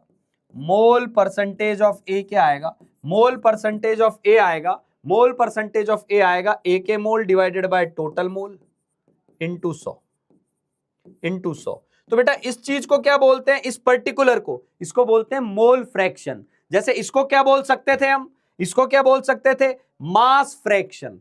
100 से मल्टीप्लाई नहीं करोगे तो फ्रैक्शन कहलाता है। तो हम मोल परसेंटेज ऑफ ए को और क्या बोल सकते हैं? हम ये भी बोल सकते हैं कि ए का फ्रैक्शन निकाल लो, ए का फ्रैक्शन निकाल लो, फ्रैक्शन ऑफ ए इंटू 100। तो ये फ्रैक्शन, हम ये एक के मोल अपॉन टोटल मोल को फ्रैक्शन बोलते हैं। ये इतनी इंपॉर्टेंट चीज नहीं है, तुम तो ऊपर वाला फॉर्मूला याद रखो, उससे काम हो जाएगा। ठीक है, जैसे कि ये सवाल आ गया, इसको सॉल्व करेंगे हर कोई सॉल्व करेगा इसको। एक बॉक्स बना लेंगे, जो जो इंफॉर्मेशन दी हुई है लिखो और सॉल्व करो। इसको सॉल्व करेंगे सभी लोग, स्टार्ट हो जाए और आंसर दें। क्या आंसर आएगा?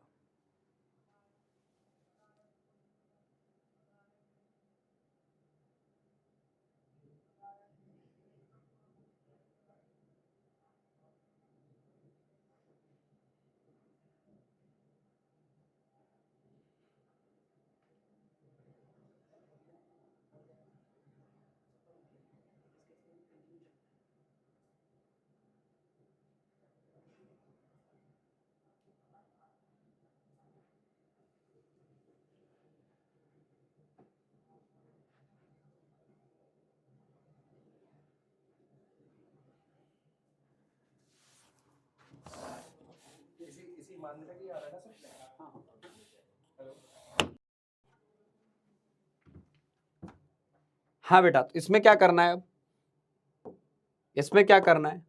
8 ग्राम मीथेन दिया हुआ है, 8 ग्राम मीथेन। तो यानी मास ऑफ मीथेन क्या दिया हुआ है? 8 ग्राम। ये मीथेन दिया हुआ है। साथ में आपको 32 ग्राम ऑक्सीजन दिया हुआ है, 32 ग्राम O2 दिया हुआ है। ध्यान से सुनना, पूछा क्या है? Percentage by mass of methane. Percentage by mass of methane पूछा है। तो पहले percentage by mass of methane को कैसे सॉल्व करोगे बेटा? आप लिखोगे मीथेन का mass of CH4 divided by total mass into 100। खत्म। अब मोलर मास से मोल वोल अभी मत निकालना, क्योंकि मोल के बारे में कुछ पूछा ही नहीं है। CH4 का मास 8 है और टोटल मास 8 + 32 है जी। कितना आ जाएगा बेटा? 8/40 इंटू 100। तो ये आ जाएगा 5 और ये आ जाएगा 20%, 20%, 20%, 20%, यानी ऑप्शन बी, ऑप्शन बी। ठीक है, सिंपल सी बात है, जिसका मास परसेंट पूछा है उसका mass divided by total mass. चलो जी, इसी सवाल में अब देखो इसका एक तरीका थोड़ा बदल दिया। इन्होंने क्या किया है, हाँ इन्होंने क्या किया है बेटा, अरे ये दो दो सवाल एक साथ आ गए, दो दो सवाल एक साथ आ गए, रुको मैं इसको हटा देता हूं। आपको यहां तक करना है बस,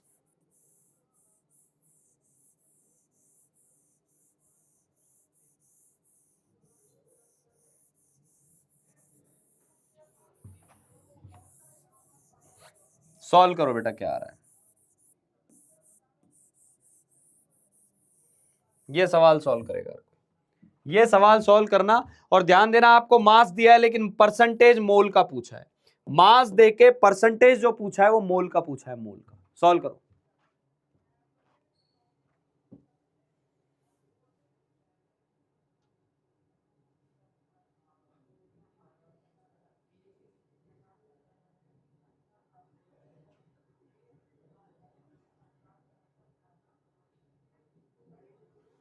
प्रैक्टिस टिप में ये दिया हुआ था, प्रैक्टिस टिप में ये दिया हुआ था बेटा कि नीट के अंदर परसेंटेज कॉम्पोजिशन मान लो लिख के छोड़ दिया, लेकिन हमें नहीं बताया कि परसेंटेज कौन सा है, मास का है या मोल का है। तो बाय डिफॉल्ट जब कुछ नहीं लिखे तो हमें परसेंटेज मास का मानना होता है, ये है उसका मतलब।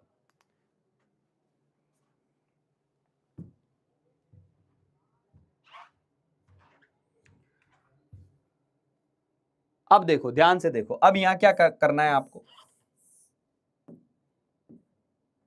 ध्यान से देखेंगे। यहां आपको दिया है 16 ग्राम हीलियम दिया हुआ है, प्लस साथ में आपको दिया हुआ है 48 ग्राम ओजोन, ओजोन दिया है। लेकिन क्या हमें परसेंटेज बाय मास पूछा है? नहीं, हमें परसेंटेज मोल पूछा है, और वो भी किसका पूछा है? हीलियम का पूछा है। तो हम क्या करेंगे, इसका मतलब क्या हो गया, हीलियम के मोल divided by total mole. Total mole का मतलब हीलियम के मोल प्लस ओजोन के मोल भी जोड़ोगे, इनटू 100 ये करना है। तो यानी इसका मतलब मोल निकाल लो। तो बेटा हीलियम के मोल कितने आ जाएंगे? हीलियम के मोल आएंगे मास अपॉन मोलर मास, जो कि 4 होता है, तो 4 मोल आ गए।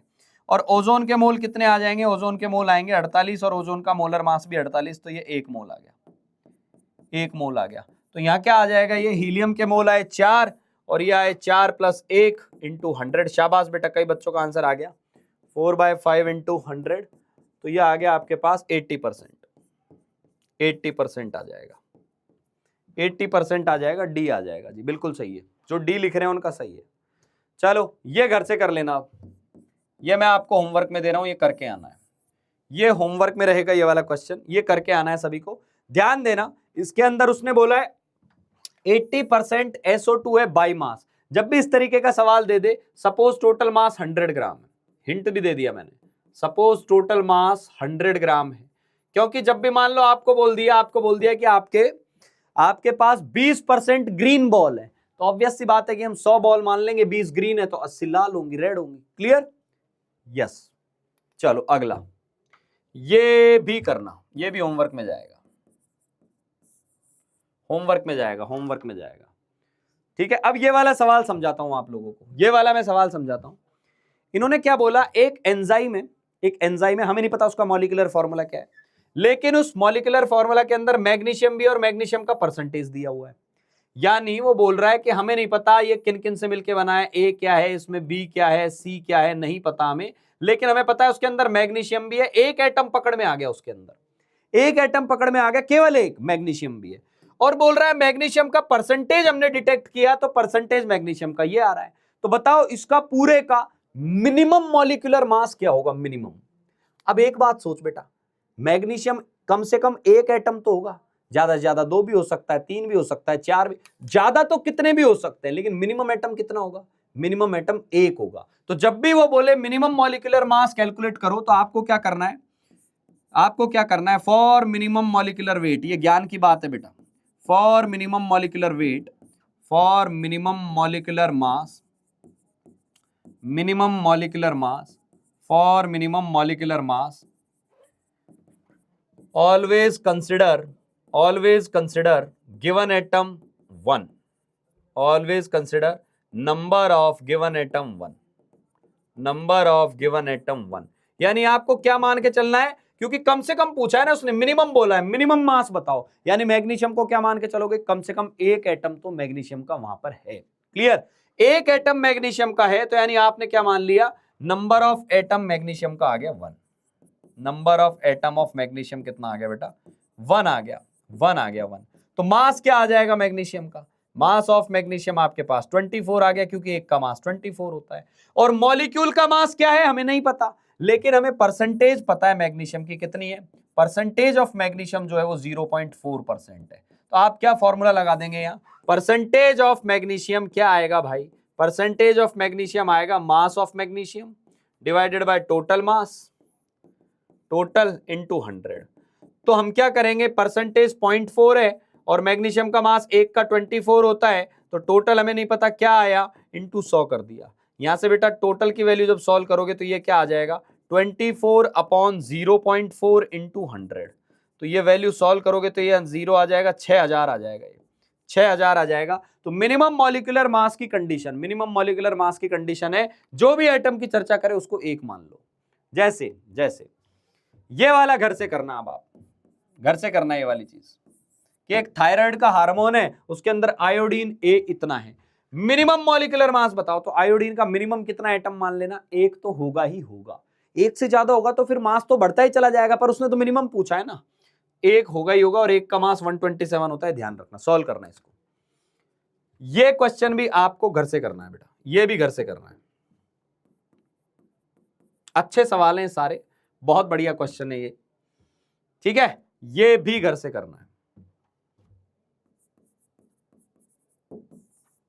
सब घर से करके लाने हैं वाले क्वेश्चन आप लोगों को, ठीक।